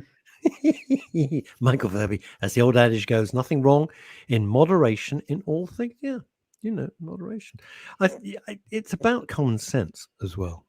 It is. I just don't want to be too puritanical about it. I just don't. Also, and I am not going to be a hypocrite. We have a show every Thursday at 6:00. It's nominated for awards in America. It's very popular. It's oddly enough the second most popular show on the entire station. It's called the ABC of CBD with a chap who's become a friend. I didn't know him at all. We've become pals. His name is Ollie Mammon. He heads up a thing called the Tincture Club, and it's all about cannabinoids and hemp and CBD oil. I know Veronica always tunes in. Many of you do. Chrissy Holt does, etc. It has changed my mind about a lot of things. It really has. So we need to look at carefully the use of the word drugs, which is a whole other issue. So I'm not going to be hypocritical about this because this show, I thought, if it's a load of hippies talking a load of hippy-dippy nonsense, I don't care if the show's sponsored or not. I just don't want this on. It's not what MRS is about. And it's not. It's been the most incredible education, and we're coming up to show number 52. Number 52. Ooh, that means it's been going nearly a year. Actually, technically, it's been that. going longer than a year because it had a break, didn't it? So. Yeah, it has. But I'm very, very excited by it all, and I think we have to look at that definition of what drugs are, and not be all Daily Mail about it. I couldn't make it yesterday. It's the first time I missed it because obviously I was at the hospital with Ebony, and miles away from my studio setup. Veronica says, the ABC of CBD missed you, but Ollie was good and behaved. I know he was nervous about doing it. I've said to him for months, you don't need me, Ollie. I'm just the trainers on your bicycle. You can take the training wheels off. You're great. No, I want you there. I want you there. I said, oh, come on, man. You don't need me. But I know he was nervous, but there's nothing I could do. Lee Durnford, top engineer. Too much alcohol raises your cholesterol level as your body cannot transform all the sugars it brings. Well, that's very interesting. So it ends up as cholesterol. My dad told me that after his first heart attack. Wow, Lee. Do you know, I had buried the memory when I was a little boy. I had buried the memory of watching my dad drop from a heart attack. I'd completely forgotten. I was maybe 6 or 7 in the kitchen. And Pop was reaching up to get something from a tall cupboard on a chair, and he dropped from a heart attack, which he then recovered. He was never the same man. Never the same man. And he was taken by cancer eventually. But it's funny what your memory represses, isn't it? It came out. Well, I mean, you say that, but I'd suggest that actually it's. I think it's sort of a safety, a protection mechanism, if you will. I think it protected me for many, many years until I was an adult. Good morning to Elizabeth Green. Lovely to chat to you the other day. From New York City. Honestly, I thought I was in an episode of Law and Order. Dung dung. Liz and I were having a chat about stuff on a FaceTime, whatever the hell it's called, I don't know. And we'd scheduled it for her time and my time. And she was sitting on the steps of a brownstone. It looked like an early Carly Simon album or something. I mean, it was hilarious. I thought, I was expecting Olivia Benson to turn up any minute. What have we got here? We got Elizabeth Green. Mine. Oh my. God. Jesus. Mine dropped dead on the kitchen floor too. I was 15. Wow. Elizabeth, that's horrible. And then we've got back to Lee Durnford. His cardiologist said, if you must drink in moderation. Always drink with a glass of water. That is very, very sensible. I try to do that. I always have water. If I'm going to drink, I will drink the equal amount of water. I drink a stupid amount of water at the moment. I don't know what the hell. I just do. It's very interesting. Where's our chum Facebook user gone? We just wanted to know who you were. I don't know where you disappeared to. It was very, very nice. Is there 1 minute gone the next? Oh, hang on, but they're saying this. I understand why you don't want to admit it. Trust me. This was the point that we, or specifically me, I think, have to admit that alcohol is a drug. For goodness sake, it's not classified as a drug to the best of my knowledge. So you say we have to admit it's a drug. I don't have to.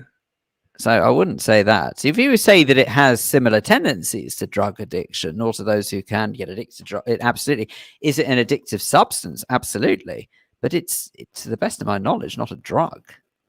No, it's not a drug. Under the definition of a drug and under the legal definition of a drug, it ain't a drug. It's not. I just want to thank Mike Dixon again. Mike, thank you for that. It was very brave of you. I'm just going to pop this thing up very quickly. What he said, his grips of alcohol until 18 months. When I stopped in the pub shop. That's so brave of you, Mike. Thank you. We never take stuff like that for granted. We muck about a lot, but we hit a lot of serious stuff as well. And now we have an important announcement, which I forgot I was going to mention, right? Phil and I have been having long conversations, and we've decided that the Friday show from next week will come in line with the Monday show and the Wednesday show of what we brilliantly call the Daily Show. It took us so long to come up with that name. I can't tell you. It took literally seconds.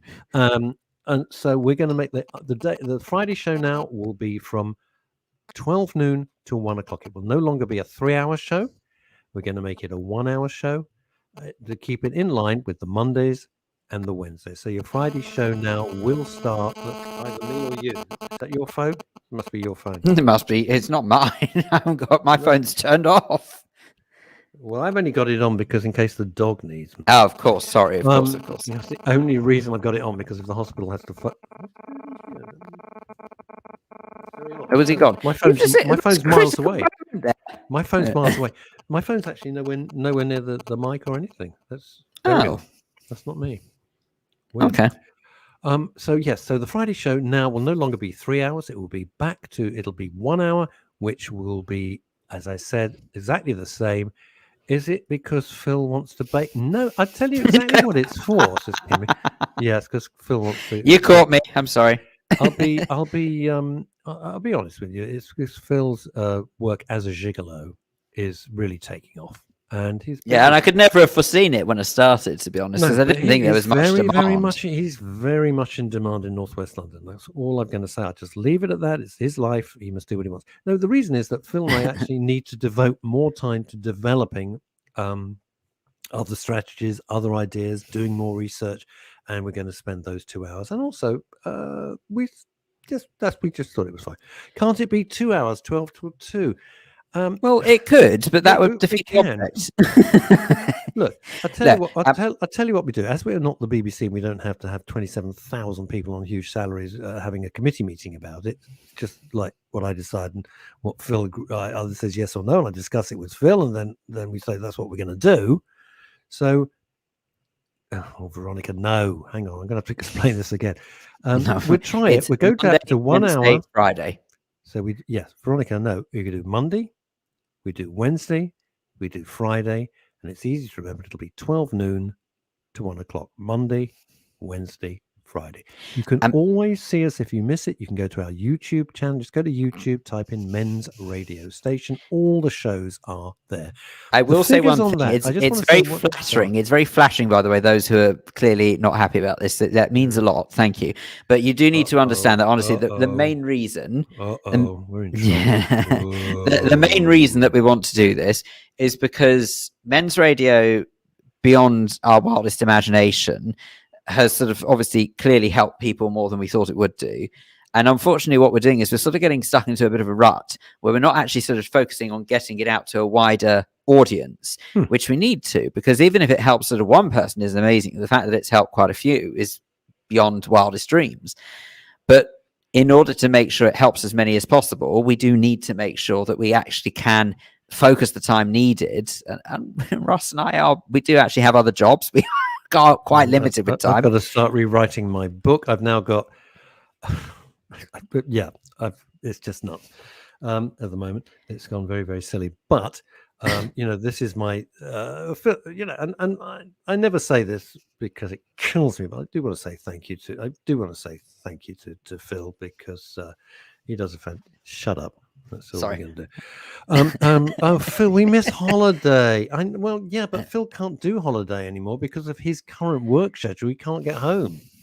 It's true, actually. I'm so sorry. And for what it's worth, Emma, I have to tell you, I miss holiday as well, because I actually prefer the collars that I made than the ones that I bought. Emma, I just chucked my dum-dum out of my pram about the stopping of our Friday 3 hours. My comfort blankie on the floor now. There's quite the image for you. Thank you. Well, that's a very attractive image. Thanks, Em. Thanks for sharing. Here's the thing. Em sends me some very, very kind messages. She's a kind-hearted person we've never met, probably never will, but she's very, very kind. And now hang on a second. Well, I tell you when it will go to 3 hours is when we do our special from Nail Codes. We'll do 3 hours. We'll do that. We did probably 28-hour show. Now here's the thing. We're trying. If everybody's going, please extend it. Even if Phil can't do it. We do. Somebody just said, what about Chantel? I think we will have Chantel. We'll make Fridays slightly lighter. All right? We'll make Fridays slightly lighter. And we won't give Chantel half an hour, but Phil and I will shut the hell up. Chantel can come on for like 15 minutes, tell you everything you need to know, because I know you seem to like to know movies and TV. That's absolutely cool. Paul Claridge, here's an idea. I think he's pitching for work. I'm not going to lie. Here's an idea. On a Friday, you two do the first hour, and then guest presenters take over the last 2 hours. Well, Paul, there's a nice idea. I mean, I have to tell you, it's not my liability insurance. So if Russ stretches that far, go for it. No, we've got the idea. What we're going to do is put in 2 shows that I think you're really, really going to like. One of them I'm going to try will be the ABC of CBD, because I think it's important stuff. And I tell you what, I always think this is your station, right? You without you, there's nothing. There's no point. It's all about. It is all. I just about want to you. thank my mom. I want to thank my My dad. dad. I want to thank about all all of those people. I want to thank all the I little love you people whose all. lives I want to thank all the little people whose lives I've crushed on my way to the top to win this award. Thank you so much. I don't remember your names because you're just little people. Now, Michael Verby has helped balance the scales when Yeah. he says half an never hour let- would be fine. Thanks, Michael. You can shut up, Verby. You can shut up. You can shut up. Stacey, go in there and just punch him. Stacey, come on. Well, we don't You're the- advocate violence, of course. Oh no, we do. No, we do with this because that's his sister. So Stacey can just come and hit him with a bowl of gazpacho or something. That'd be great. Well, that's He's the not coming spirit. back to Britain. You can see that a mile off. Seriously, he went. I'm not kidding you. He went out. I can't get over this to visit his sister in Spain from where he was living in Leeds. I don't know what he was doing there. And oh, this is nice. Nice message from somebody called Melanie Burns, sending all my love and positive vibes for Ebony. Yeah, thank you. Oh God. Do you know? And if you've got a dog, and Phil will get this, and if you've got a dog or a pet, right? I got in after a day from hell and was working at my computer. That's all I ever do. And I started to talk to Ebony, and I looked because I could see something black on my sofa, my couch, and I realized, of course, it's just a black blanket which I have there folded up. And I realized I was talking to that. I'm just so used to the dog, and I could hear her. You know, because she always sleeps on the bed, and I woke up and I thought, no, you can't hear her. Of course, she's not here. For God's sake, she's absolutely bloody. Oh, you do. I don't care what anyone away. says. You do hear. No, there's no. Don't knock yourself with that because you absolutely do. Because, right? Yep. I would say that absolutely, 100% you do hear because with okay, I know that when we've taken we don't have cats at the moment, but when we had taken the cats to the vets before, I know I heard cats meowing, and they weren't there. Yeah, it's and you do. Weirdest It's really bloody thing, I'm strange. telling you, it's the weirdest thing. I heard it this morning. I woke up, and I could hear because I had the phone on by the bed, which I never normally knew my phone was, but I knew the hospital had the phone with updates, so the phone was there. That's unbelievable. I just did a joke about gazpacho. He says, no word of a lie, says Michael Verby in the south of Spain. I'm just drinking a glass of gazpacho. Wish Ebony well soon. Thank you. I love gazpacho. It hates me. But I love it, but it doesn't like me. What is it? Excuse me. This isn't a bloody committee. Paul Claridge, shut up. Shut up. Go up a ladder. Go up a ladder in East Croydon. Shut the hell up. Give Leslie Demeter and Tim. If you think I'm giving Timmy, Alexis Carrington Ward their own show, God almighty. Christ almighty, he makes Ryland look butch. Linda Dave, I'm so lucky as I can see and hear Phil every day. Look, well, I've never known you to be lucky, but I'm flattered. Thank you. Well, Linda, look, we can make life very simple. I can move into if there's a spare bedroom there, I can give up. You know, I don't need to be where I am. I can just move in. Then you can have Phil and me the whole time. Andrea Lucas. I'd suggest that, yeah, and Andy Lucas says this. Notice I'm calling her Andy. I've never met Andrea Lucas. I'm going to call her Andrea because I think Andy's a bit personal. At 15, my cat died, and on my way home from school, I saw her as well as heard her. Ooh. Andrea, I hope Ebony is fine, darling. I wish she was. She is very, very far from fine. She is not good at all. And the problem is, if they, I'm not going to. It's not about me, but I just want to explain something. She's 12, and she was born with a heart murmur. There's nothing you can do about it. That's how it is. She has an irregular heart rhythm. If they have to do MRI scans, they have to give her a general anaesthetic. And the reason that she's in this special hospital, Royal Veterinary College up in Hatfield, is that they have the best. This is where my vet told me to go. My vet on the Old Kent Road. You can imagine. They said, "Well, we're going to do it," and I'm thinking I'm going around the corner. The vet hands me the address. I go, like Hatfield. You effing joking me? Hatfield? Do you know how far that is from the Old Kent Road? Anyway, yeah, okay, I'll give it up. No, what I mean. Anyway, so they're not like that at all. And you can tell he's not delirious at the moment. It's fine. What was that? Two nights of sleep. And the only reason they've got all the imaging system, the MRI scanning equipment, they've got all the stuff that is necessary to sort out what the bloody hell the problem is, which ain't good. And if there's a decision, you see, if they do that and give her a general anesthetic, she may not survive the general anesthetic because she is 12 and is slow to recover. So it's a real thing. It's a thing. Anyway, Kimmy says, I suppose the baking. You see, you had so many little features. The baking was a great feature. Everybody loved you making your holler on a Friday. And also the thing that I introduced, which was what's in Phil's cupboard. I wouldn't mind, but that literally never changed from one week to the next. Doesn't matter. We just like being really nosy. That's what was so funny about that. Making me disturb your father. I quite liked the book feature. The book feature was, we love the book feature. We love the book feature. Can I change the subject for a second? I mean, you say that, but you were the one who always used to say, I don't get the point of it. Why are you doing this? What is the point of the book feature? But I quite liked it. Well, I just said that. Doesn't mean I meant it. Who believes, you gang out there all over the world? We've got New York, we've got Spain. I'm sure Richard Vero's listening in Germany, all over the place. Do you believe in it's not a whole thing. It's just a quick question because we can't go into the whole thing forever. But do you believe in mediums and stuff? No, I'm more of a small or an extra large. You're an idiot. Thanks. Clairvoyant. No, I do. I'll tell you what I do is because there are, and only some, I don't believe all. I'm perfectly aware there are many people who are con artists, make no mistake. Sure, you think. No, but Get a glass of water. Don't go away. Okay, well, whilst he's doing that, might I suggest that I'm perfectly aware there are people out there who are absolute con artists, make no mistake about that. However, one thing that I don't sort of understand, if it was a load of baloney, which a lot of people seem to think it is for some reason, is how is it possible that these people know what they know? Because some of the time they are accurate in their assessment. You know, they actually sort of get things spot on with what they tell you. And how would they know that if they weren't picking up on something? Now, you might say to me there's some sort of trickery going on. I don't know what it is. If there is, I'm not sure. But I believe in it, if nothing else, if it just offers some sort of comfort. I think it's quite nice to believe in it. But do I take it that, RK, by the sound of it, you are not necessarily convinced? No. I kind of am. I'm not. I mean, some of it's complete rubbish and some of it's amazing.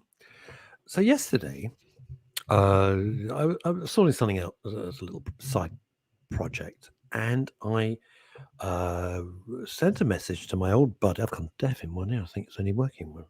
Yeah, I was going to say, I don't think you've gone deaf. It's more than likely to be the case that the headphones aren't working. La la la. No, I'm not going to hear you. Okay. Cool. Nice jug. It's just a water filter thing. I'll tell you what. So I'm doing a little side thing, and I needed to call. I sent a message to my old broadcasting buddy, Cara Noble, who I worked with for many years on the Breakfast Show at Capital, and who was on this show quite recently. And yeah, Cara. And she phoned me. She came on I sent her a WhatsApp, and she came back on, you know, when you can see when the video's on. And I said, "Oh, you in LA?" Because she lives in Los Angeles, has done for 20 years plus. She said, No, I'm in France. I was in Britain, and I came down on the off chance to see some friends. I'm in the south of France. Lovely. The weather looks. I was freezing my backside off. It was really cold yesterday. Remember, gang? And it's 72 degrees in the south of France. It looked fabulous.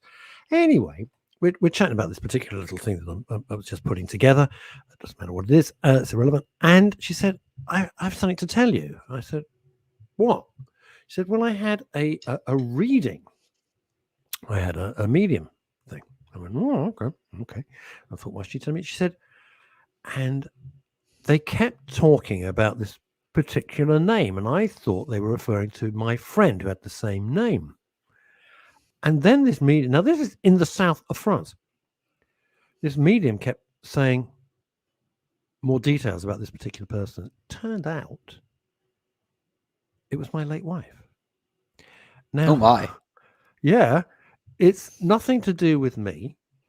Cara vaguely knew her, met her a very few times, and wasn't, you know, they weren't buds or anything, just, you know, we would socialize. I mean, go to a Cara's party or something a couple of times, but that was it. Obviously I worked with her, that's different. And it was so specific. Freaked me. I actually needed it yesterday. I mean, what are the chances that I was feeling really, you know, shocking about the dog? And isn't that weird? But I dare say that's Why? actually it's probably the time that it would happen, though, isn't it? Isn't that the weirdest thing? And I said, you know what? I had the most bizarrely vivid, weird, awful dream And the dream was so bad it woke me up. And then the same day, the medium thing that freaked me out a little bit. It was nice. It was kind of comforting. So whether it was true, whether it doesn't true, it was a nice thing. But that's what I hope. Even if there is no truth behind it, I hope there is, but even if there isn't, I would suggest that the fact that it brings comfort to people, surely that alone has got to mean it's harmless enough. If it comes from a good place, if you've got someone who is clearly, and I'm not going to mention them, they're quite famous, and it's absolute bullshit. It was just rubbish. And I've been to some of it. I don't guide my life, but I know people who guide their lives through this or through the tarot card. I think you're nuts. I mean, Jesus, you're making business decisions. You make proper business decisions. You don't do it on tarot cards and all the rest of it. But I do think that some of them is different though, because it's some of it. Tarot card, I think, is a little different to medium, because a medium would try and sort of connect you or reconnect you with loved ones of years gone by, or you would say. But if you look at, for example, horoscopes, I can never understand when this is it's amazing that every 1 in every 12 people has got to have exactly the same day. Well, this is the whole thing, is that when they sort of say that horoscopes are sort of written in the stars, and I can't count the number of times that I read it just for a laugh, just to see what it's about. And I can't, either it's the most generic thing that, of course, most people can relate to something or other. You will be working for an Australian multi-billionaire soon. That was uncanny. Or it's an absolute load of bunkum. Beware of a woman with red curly hair. It's just... You're also going to get me fired one of these days. Get you fired. They love you there. Come on, they love. Well, I don't know why. I've never done anything to encourage it, but anyway. Oh, look at this. This is from Elizabeth Green. Just seen this one. Sorry, sweetheart. Elizabeth Green in New York City. When I moved to New York, I gave my 2 pugs back to the breeder after several years. Felt like giving my children away. Oh God! My God! Oh, Crumbs. Elizabeth Green. Blimey! Couldn't you take them with? Wow. No, stupid bloody question. People always do that. Couldn't you take them with? Well, if she could have taken them with, you idiot, she'd have taken them with. What do you think? No, but still, oh my goodness me, that's very Veronica harsh. Curran, and by the way, just if you've just joined us, or you're you there's an effect on Deluxe Radio, but if you just joined us, why everything is from Veronica's hands are really hurting today. That's why everything in capital letters. I'm willing to listen. After the sister got it done, her sister obviously went to a medium. 2 pieces of information on mum who is adopted. After we checked mum's records with information at the register office, a private letter contained. It's absolutely correct. Wowza. See, this is the thing, and I know that it happened with my mother. She went to see a medium. I know she tells people this story, so I'm not revealing anything I shouldn't do. She went to go and see a medium, and the chap said to her something about all of the information he was coming out with. My mother could confirm that he got. You have right. a son. I see a son. He's very irritating. And your mother went, No, the point is that all of the information he was coming out with, so bits of information about her past, absolutely spot on. Yeah. She said, "Yeah, absolutely, I can see that. That's right. Well done. No way he could have known." And then he turned to her and he said, "And I'm seeing a parrot in a cage." And so my mother is so anti-caged animals, so there's just no way that could have been true. She said, "Oh no, definitely not. You're joking me." So he said, "No, definitely from the past. There's a parrot in a cage." Just to be precise, he was actually talking about my late grandfather. My late grandfather, unfortunately, died as a result of a car accident, and it was it's information such as the car that he was driving and all things like that. There's no way that my mother would have shared that information beforehand. Yeah. And so then he brought up this thing about parrots in a cage. And my mother said, no, sorry, this just, that can't be. Anyway, she's speaking to a cousin of hers about, I don't know how many weeks later, who was my mum's dad's niece. So her first cousin, but on her dad's side of the family. And she said, when she told her about this parrot in the cage, she said, "Yeah, that's true." So what do you mean that's true? She said, "Didn't you know that our dads had a pet parrot when they were growing up?" So he got everything right. My mother was the one who got something wrong. You're brave. They're changing the locks now. If they're going to change the locks now, you've insulted her. No, well, I mean, Something by her like own admission, but still, the point is I went that to it see is one, I just. went to see one probably about 25 years ago, because maybe 25 years ago, something like that. And my mum went. We went under false names, so they Oh, couldn't look us up. I'm not even sure there was the web. I'm not even convinced there was the web Sneaky. or anything, right? And the guy meant to be talking turned to me. I was sitting with Mum. It was Mum's reading. I was giving the company, and said, "Oh, your father's here." Now, if you think about that just for a sec, my father could have been in the car downstairs in the street waiting to drive us home. He could have been at home watching the racing. See, yeah, We I've haven't often said- wondered that. We didn't say, "Oh, by the way, hello, I'm Fred. My father's died." It was nothing like that. And then he said some things that were so specific between my father and me. Between my father and me, so specific. And I was like, bloody hell. And that was weird. But there's somebody I occasionally talk to that freaked me out. It was incredible. And as with Cara, it was so specific. And like you with your mum and the pet carrot and the parrot in the cage, this person said these names. I don't know what names meant absolutely nothing. Ask the other person, say, "Oh, yeah, that's my brother and my sister." There's no way. Cara didn't know this information. Mm-hmm. Never heard these names. These were very specific. Not like, oh yeah, Maureen and Helen. It was not. They were such odd names. I said, no, it doesn't make any sense. Ask the person. Oh yes, that's so and so and so and so. That's the kids. She had no idea. Well, how the hell does that happen?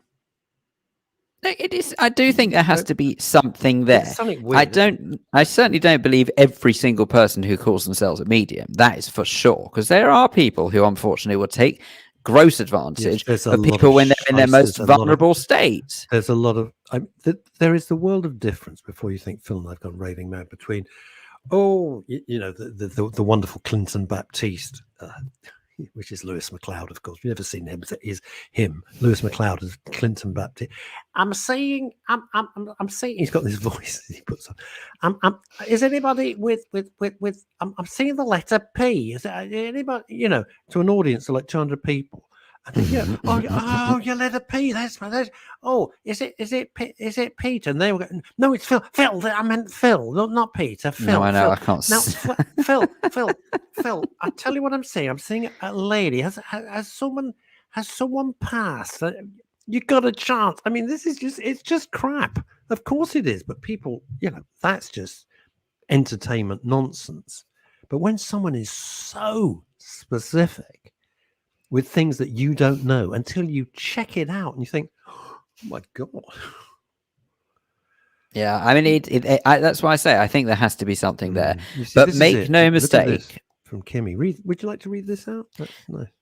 Kimmy says, my mum found comfort in going to a spiritualist church after her brother, goodness me, after as in like Kimmy's brother, died, and kept getting messages from generations gone by, and after a while felt had no need to go anymore, as it felt like her brother was being looked after by other members of the family. Oh my goodness me, wow.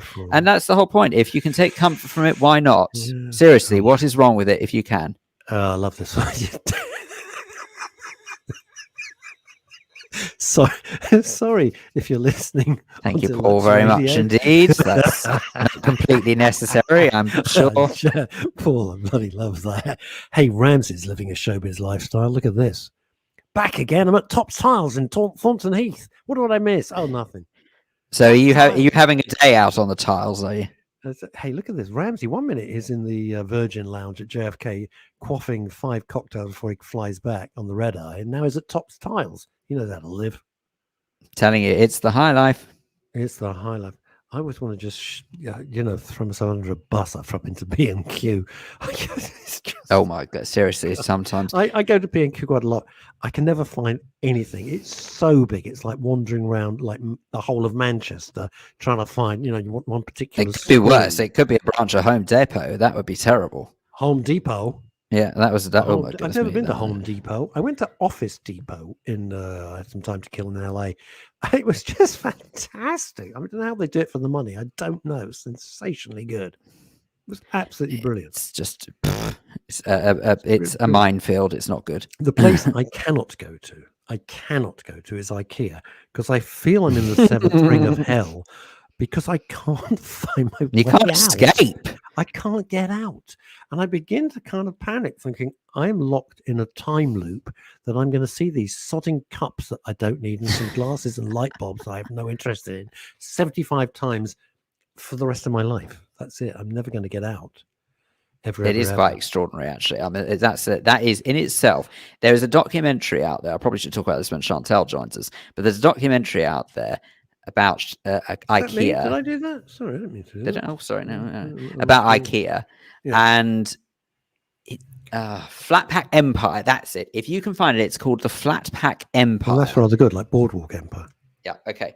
If you can find it, watch it. It is fascinating, because what they actually do is they say it is so much more than just a store. It is a culture. It's a cult that is literally bred from the ground up, in terms of actually from the top down, really, because the way it works is that when you're part of the IKEA family, which is what they call it, by the way, if you work for them, you work for the IKEA family. You're not just staff. You're there. You're part of them. It's a bit like the John Lewis partnership, I suppose. John Lewis partnership, which is the only example of communism. Seriously, I had to do work. I wrote some corporate videos for John Lewis, and it was fascinating, because it's the pure example of communism that actually works. Yeah, but if you have a look at, say, with IKEA, and actually, sort of, if Veronica's follow the arrows in our IKEA no shortcut, but actually, that's part and parcel of it. It's all of this sort of very. How do they put? Kimmy, that is the gag of the week. Well done. Phil is talking about an IKEA documentary, and Kimmy comes up. How did they manage to put that documentary together? That's to follow the instructions. Very, very clever. Because you go there and go, oh shit, camera's missing. What? They didn't come with a camera. What? You got that lead for the microphone. Got a You got the lens lead for the missing. microphone. Kimmy, that is inspired. That is just the gag of the Very week. clever. There. But anyway, so the part of this Waiting in the documentary. wing. Wait, Yeah, I was hang going on. to You say, Chantal is actually waiting in the wings. Speak of her, and she will appear. If we just say, what's that thing? Chantal. Oh, she appeared. Amazing. I know This is it's what happens when you're almost growing like out. it was When you're growing out your meditated. fringe. When you're growing out your fringe, Phil. When you're growing out your fringe, you get to a point where you have to put seen it it. back. I haven't seen my fringe since I was about 30 years old. I should be lucky, but anyway. Bless.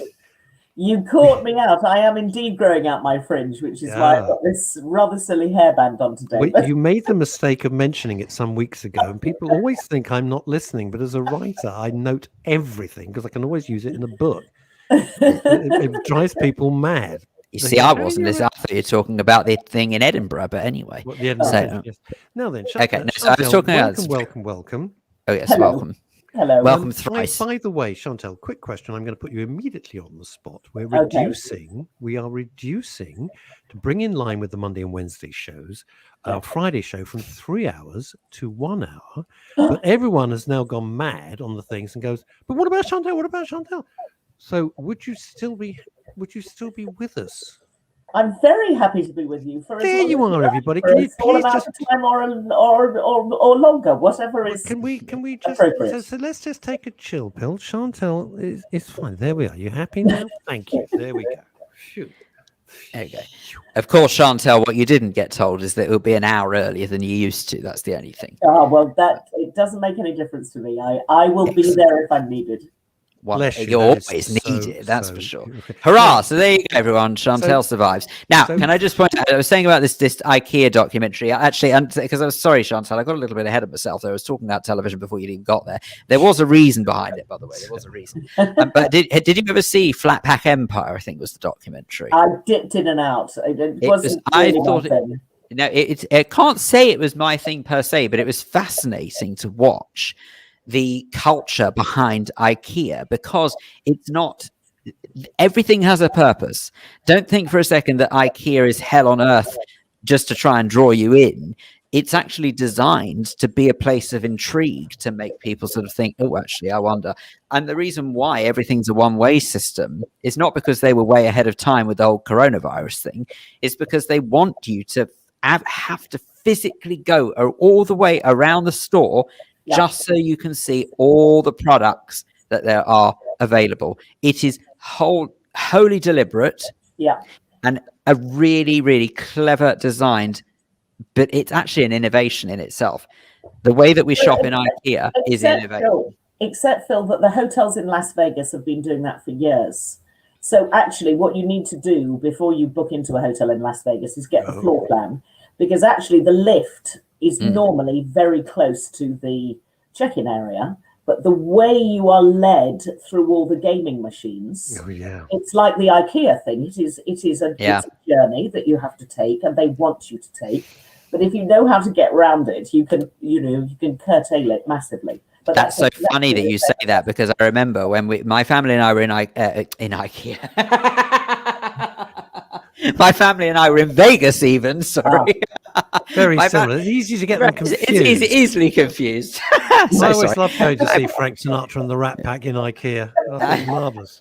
It was one of the best holidays, I tell you. Anyway, I was really flat when we finished. I was really flat when it finished. Anyway, right, the point is that when my family and I were in Vegas, even in, I think it was 2009, we were there, and we were very lucky. We stayed at the Wynn Hotel, and I know they're all very similar in this sense. And it was exactly that. It's the check-in desk. As soon as you go in, you're greeted by this lovely, lavish greeting area, with welcome area. And they say, right, okay, now you need to just follow the arrows or what have you to the lifts or the elevators, as they would call them. And then you take it up to the 18th floor or whatever it is.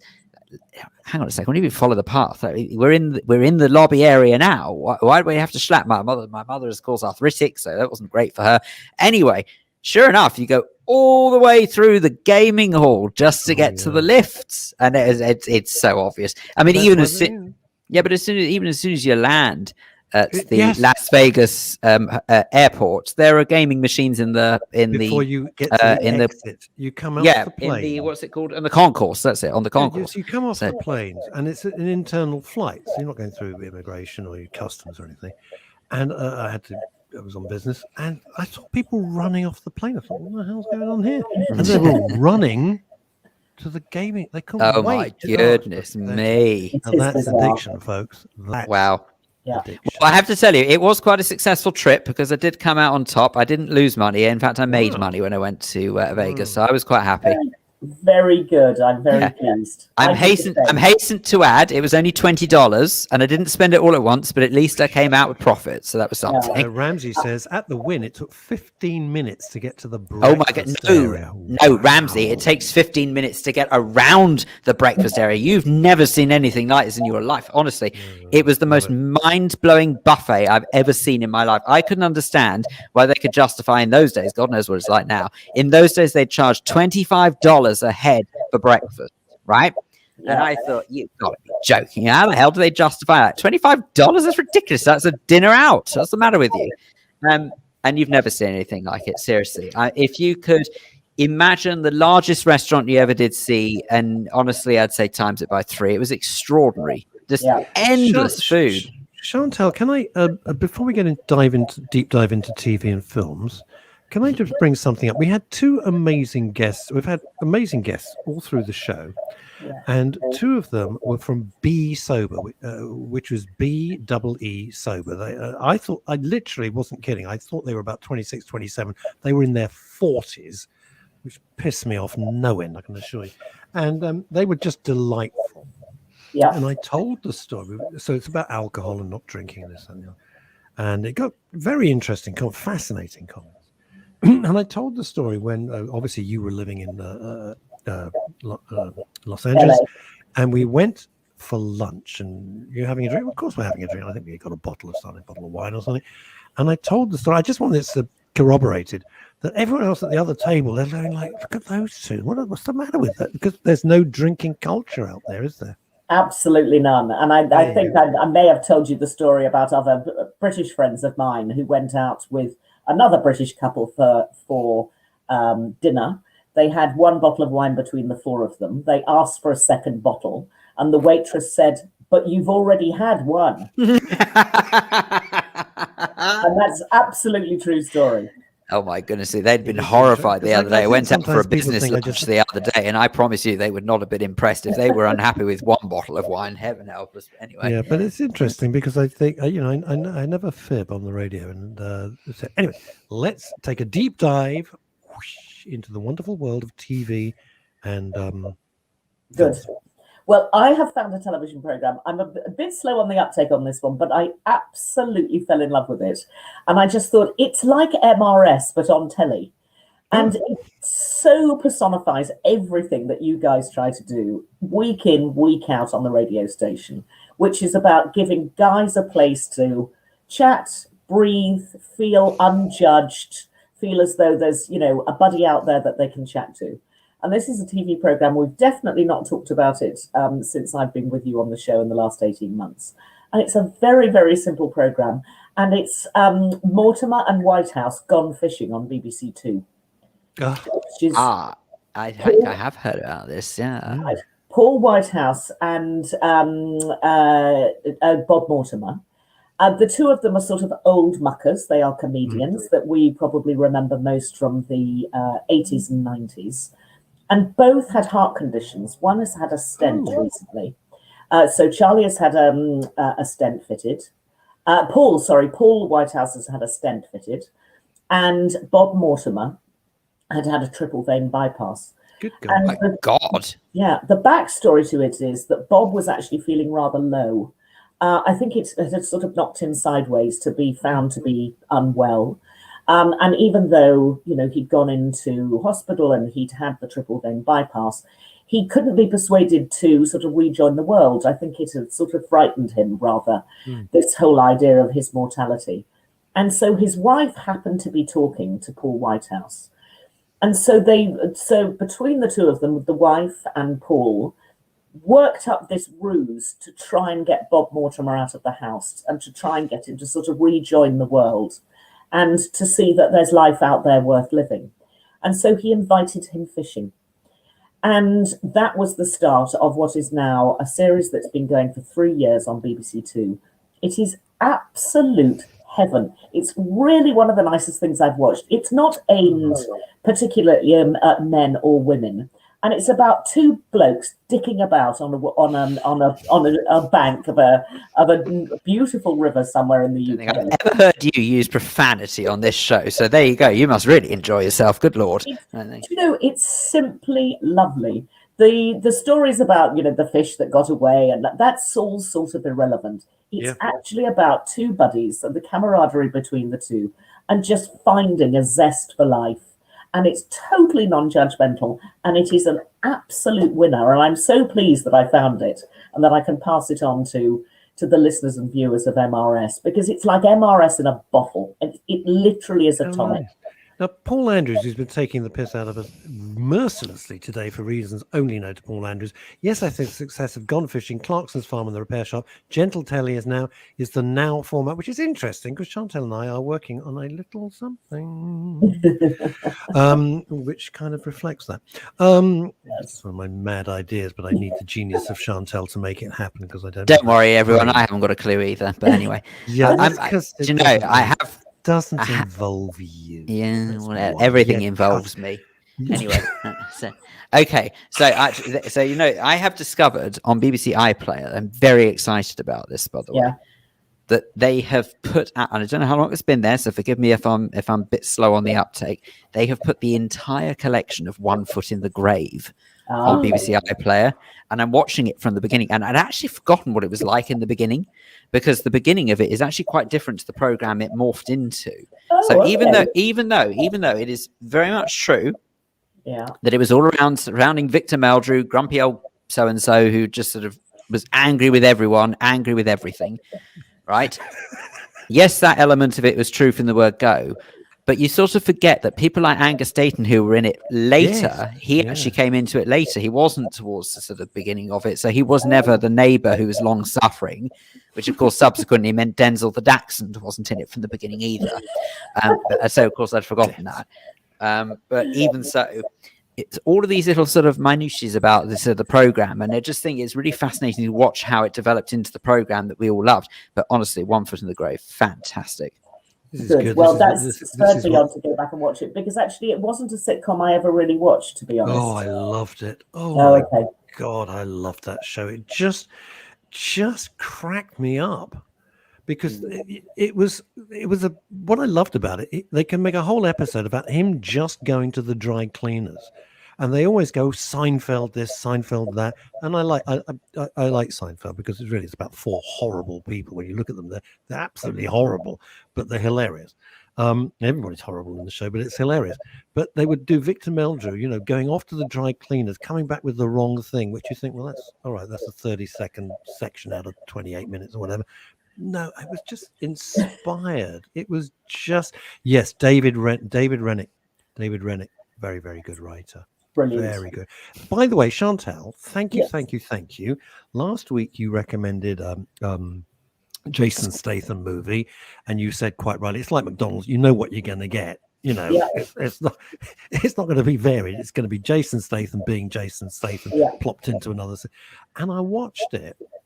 The cast was incredible. I thought Chantal always knows her. She knows her onions. I absolutely bloody loved it. I mean, it's completely formulaic. Totally. But you had oh God, what was the actress who was? Oh, there's some amazing actors and actresses in it. I'm trying to Hang on, what Is was it the Michelle amazing? Monaghan? No, I can't remember who the actress is now. What's she in? Trail? She was done for. She's been in everything, but she was done for. This is awful how I remember people. There was a whole hoo-ha about shoplifting. Oh, Oh God, what's her name? Come on, gang, help me out. American actress, excellent. Winona Ryder? Thank Winona you. Ryder. Yes, Exactly. Winona Well done. Ryder playing the most un-Winona Ryder thing you could possibly imagine. Yeah. And the guy who's normally really handsome, he's like an absolute creep in it.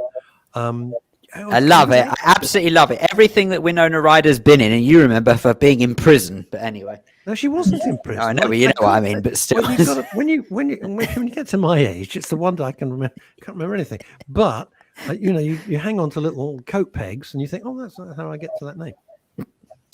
And I don't even remember James names. Franco, and James Franco. I mean, it was a terrific cast with James. Yeah, Franco. it was good, and it absolutely delivers in terms of what the Jason Statham promise is. And if that's what you like, it totally delivers.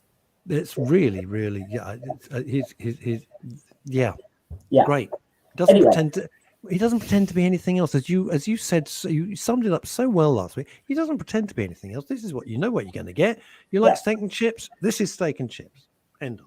Completely right. Completely right. He's probably got more range, but who would know? But he's very happy in that My space. kids say that. My kids who are film freaks, and they delve into such depth about the producers, the directors, and everything like that. I can't they understand go- where the heck they get that from.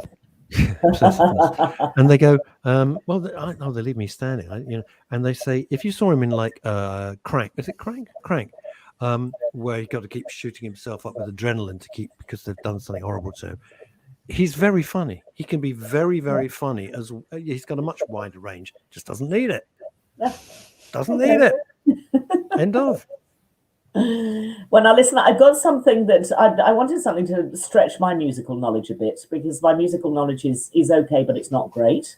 And, forgive me for telling you, Russ, because you spent a long time in music radio, bringing up a documentary about the Velvet Underground. Yes, Nico and the Velvet Underground. Lou Reed. It's a band that has become one of the most important progressive rock bands of all time. Yes. But they were together for a very, very short time. It was started by Lewis Reed, who we now know as Lou Reed. Lou Reed. The famous Lou Reed, who was from New York, who had a fairly troubled childhood by all accounts. He grew up in a fairly traditional Jewish home in the north part of New York. And he had some thoughts about his sexuality as a young man. His parents sent him to get ECT as a young man to allegedly get the gayness out of him. Could you elucidate on that? I don't know what that is. So he was given electric shock. Oh my God! as a young man, because his parents were concerned that allegedly that his feelings of sexuality, undefined sexuality, were troubling.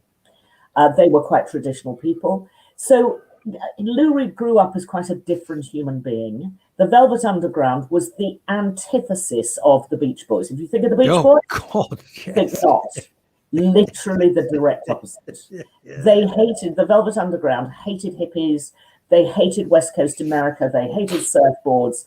They wore black. They were much more like the Sex Pistols. They were like any other American band.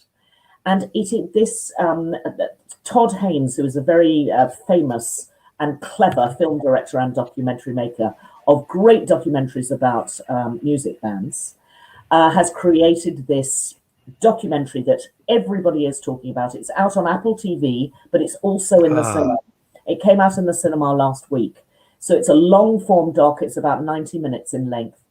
There's no voice taking you through the story. So it's not told in the traditional way.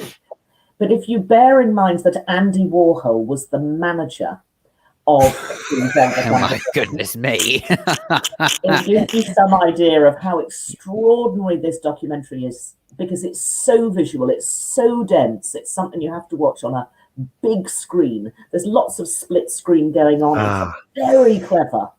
What's it called? Heady stuff. I think it's called The Velvet Underground. That would there may do. be a sort of extra title. That makes sense, I suppose. But it's out there at the moment. Apple TV, if you've got Apple TV, you get it for free. And if you haven't, you can go and watch it in the cinema.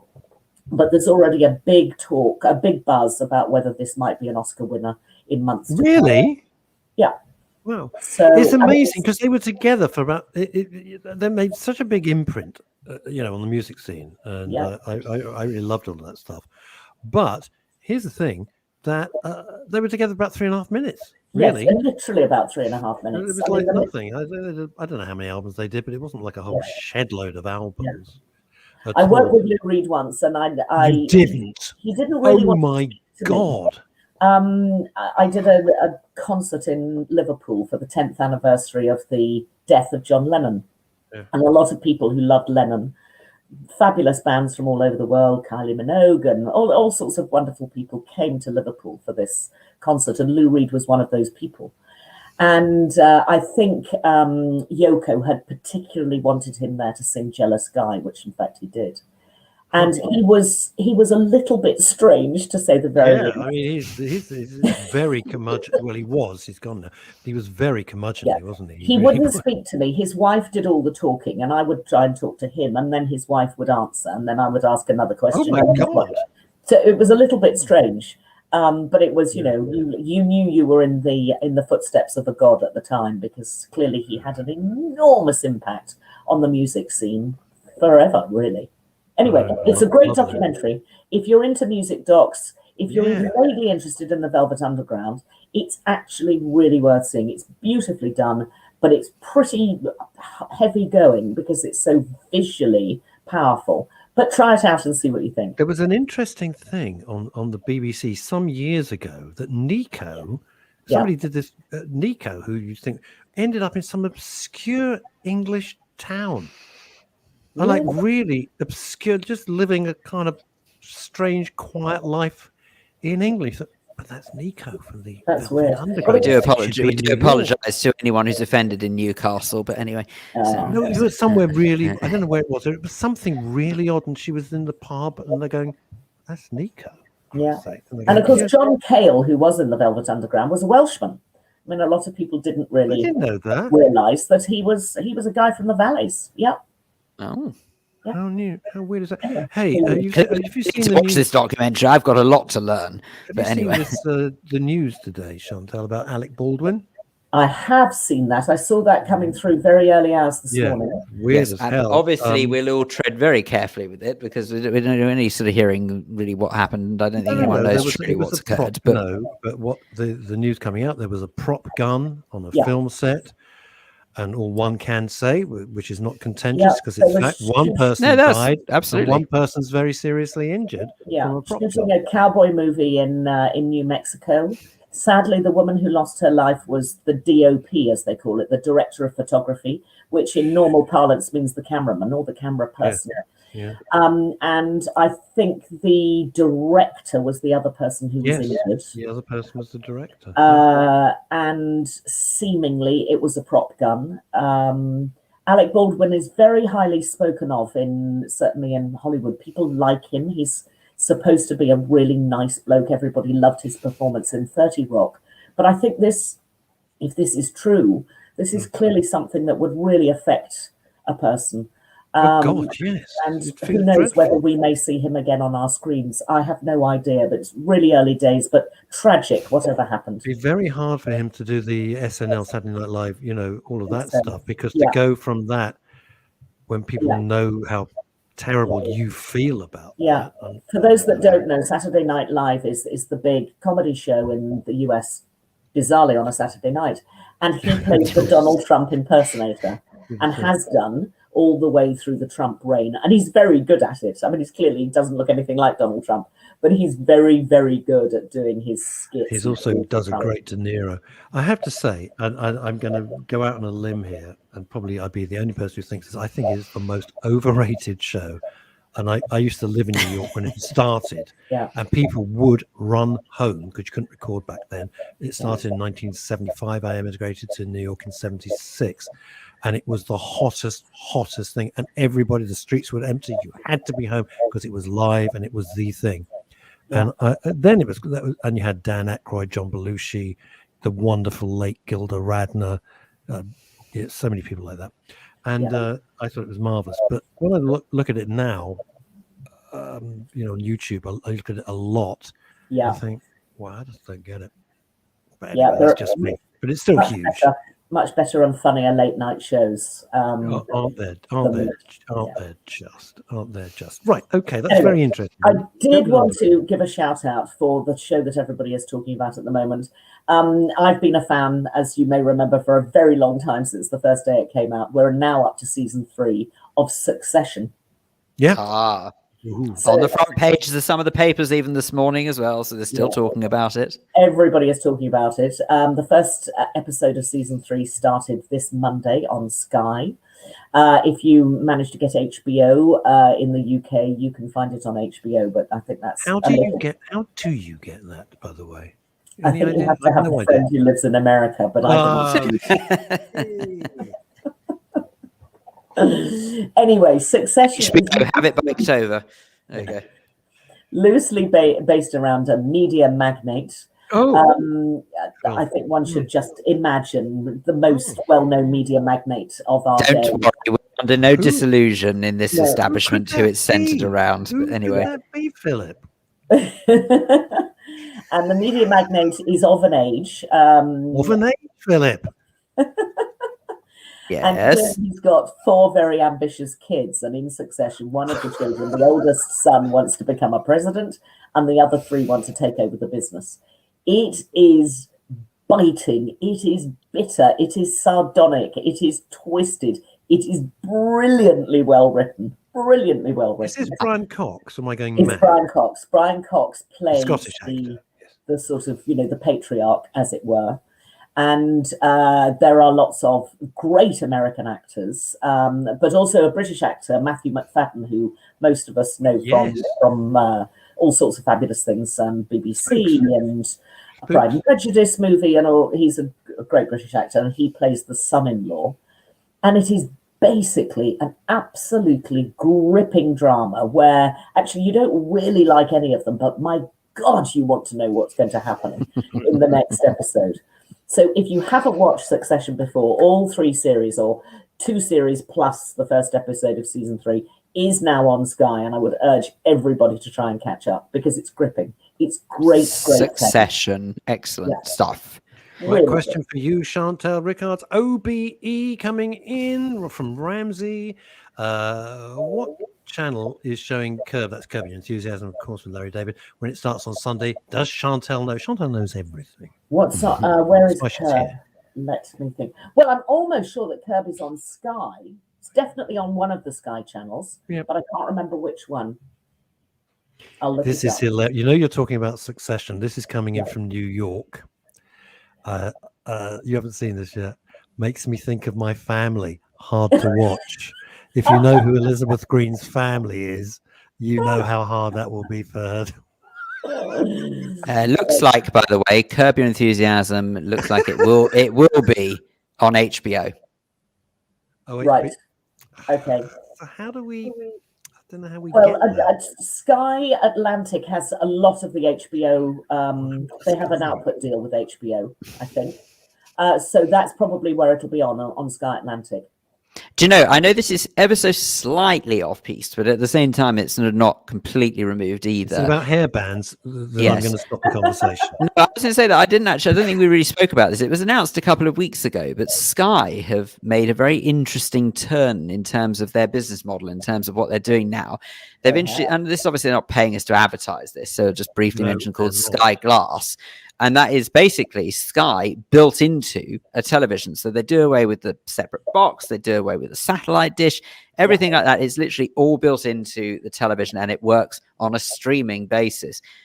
Part of me thinks what took them so long, but then the other part of me thinks actually We'll go up a couple of floors and ask them. I don't know whether or not In the lift, knocking on the window. they're not in this building anymore, you nana. I don't know whether or not that is a clever move to keep in, with the in crowd, so to speak, or whether or not it's just a shame because suddenly Sky doesn't become unique anymore. Yeah, I've got a feeling they've done it with Samsung, Phil. Is that right?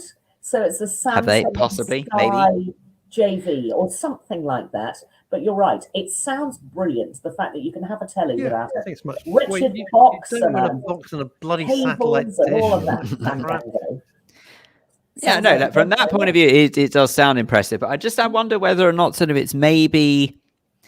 I can't explain it because when the internet goes down, your telly goes down. Whereas sort of now, if you're traditional Sky, your traditional Sky, your internet is irrelevant. Well, I mean, actually, no, it's not strictly speaking true. To some features, Sky does depend on the internet already. But by and large, you'd still be able to watch television. It was just a curious thing. So the other day, I suddenly thought of it. I thought, I don't know whether or not it's genius or whether or not it's disappointment.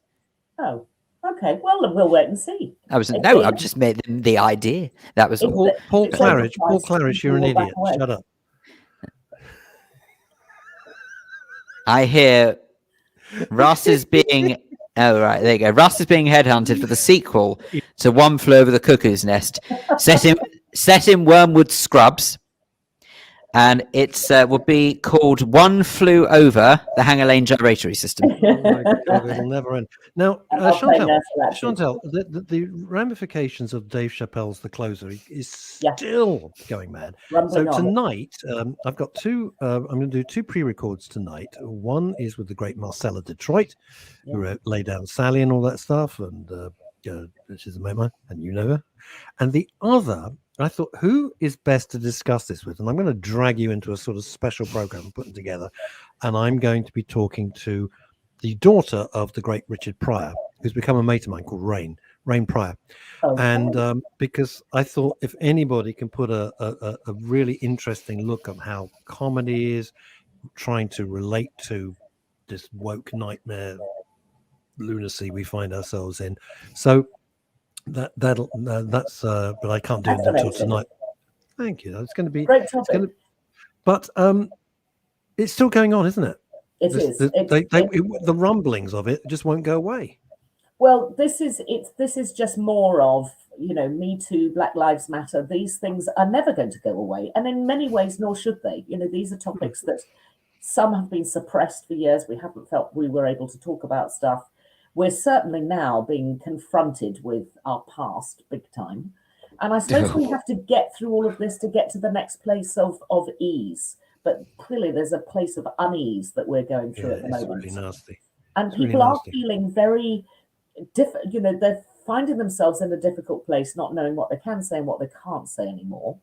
And I know that when I grew up, using the word queer was completely verboten. It was rude. It was disparaging. It was absolutely not something that I would have used.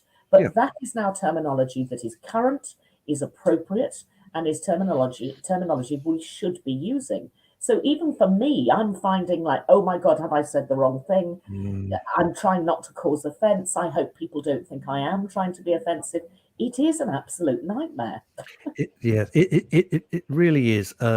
The only thing I would say about the closer, but I'm not a huge Dave Chappelle fan. I'm not here, as his fanboy. I know he's incredibly clever. He's also incredibly rich. That's one. We're not talking about nothing. It was 50 million for the last series. 50 million. Yeah, that's what we're talking about here, folks. Yeah. What I you just ask them if they got any spare change. Yeah, spare change, mate. What the point I wanted to make was this: unless you've seen all of the closer, shut up about it, because watch it, then talk about it. Don't talk about it just by reading Twitter, because that's full of lunatics.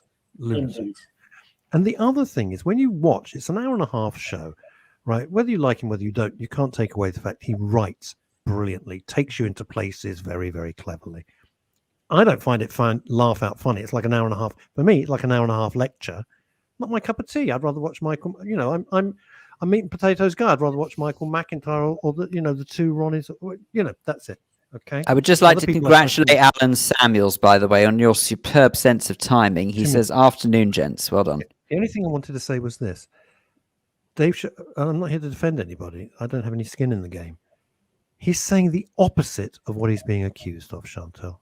If you go through what he says, he's saying the direct opposite. But they take everything. It's taken out of context, which I think is so unfair. Anyway, that's it. I should shut up. Quickies? Quickies. If you were as obsessed with the storming, not so much of the Bastille, but the storming of the Capitol building last January, or the January before last now, and when Trump stood down or was still trying to fight for the election and the election was stolen, there is a magnificent documentary on the BBC, which is called 4 Hours at the Capitol, which is all about the storming of the building in Washington, D.C. Again, there's no commentary to it, but it's all footage that's been gathered, most of which we've never seen before. It is truly shocking. Oh, that sounds. Chantal, where's that? Where do we find that? Sorry, it's on BBC Two. BBC Two. It came out 2 or 3 nights ago. So Look at me making notes.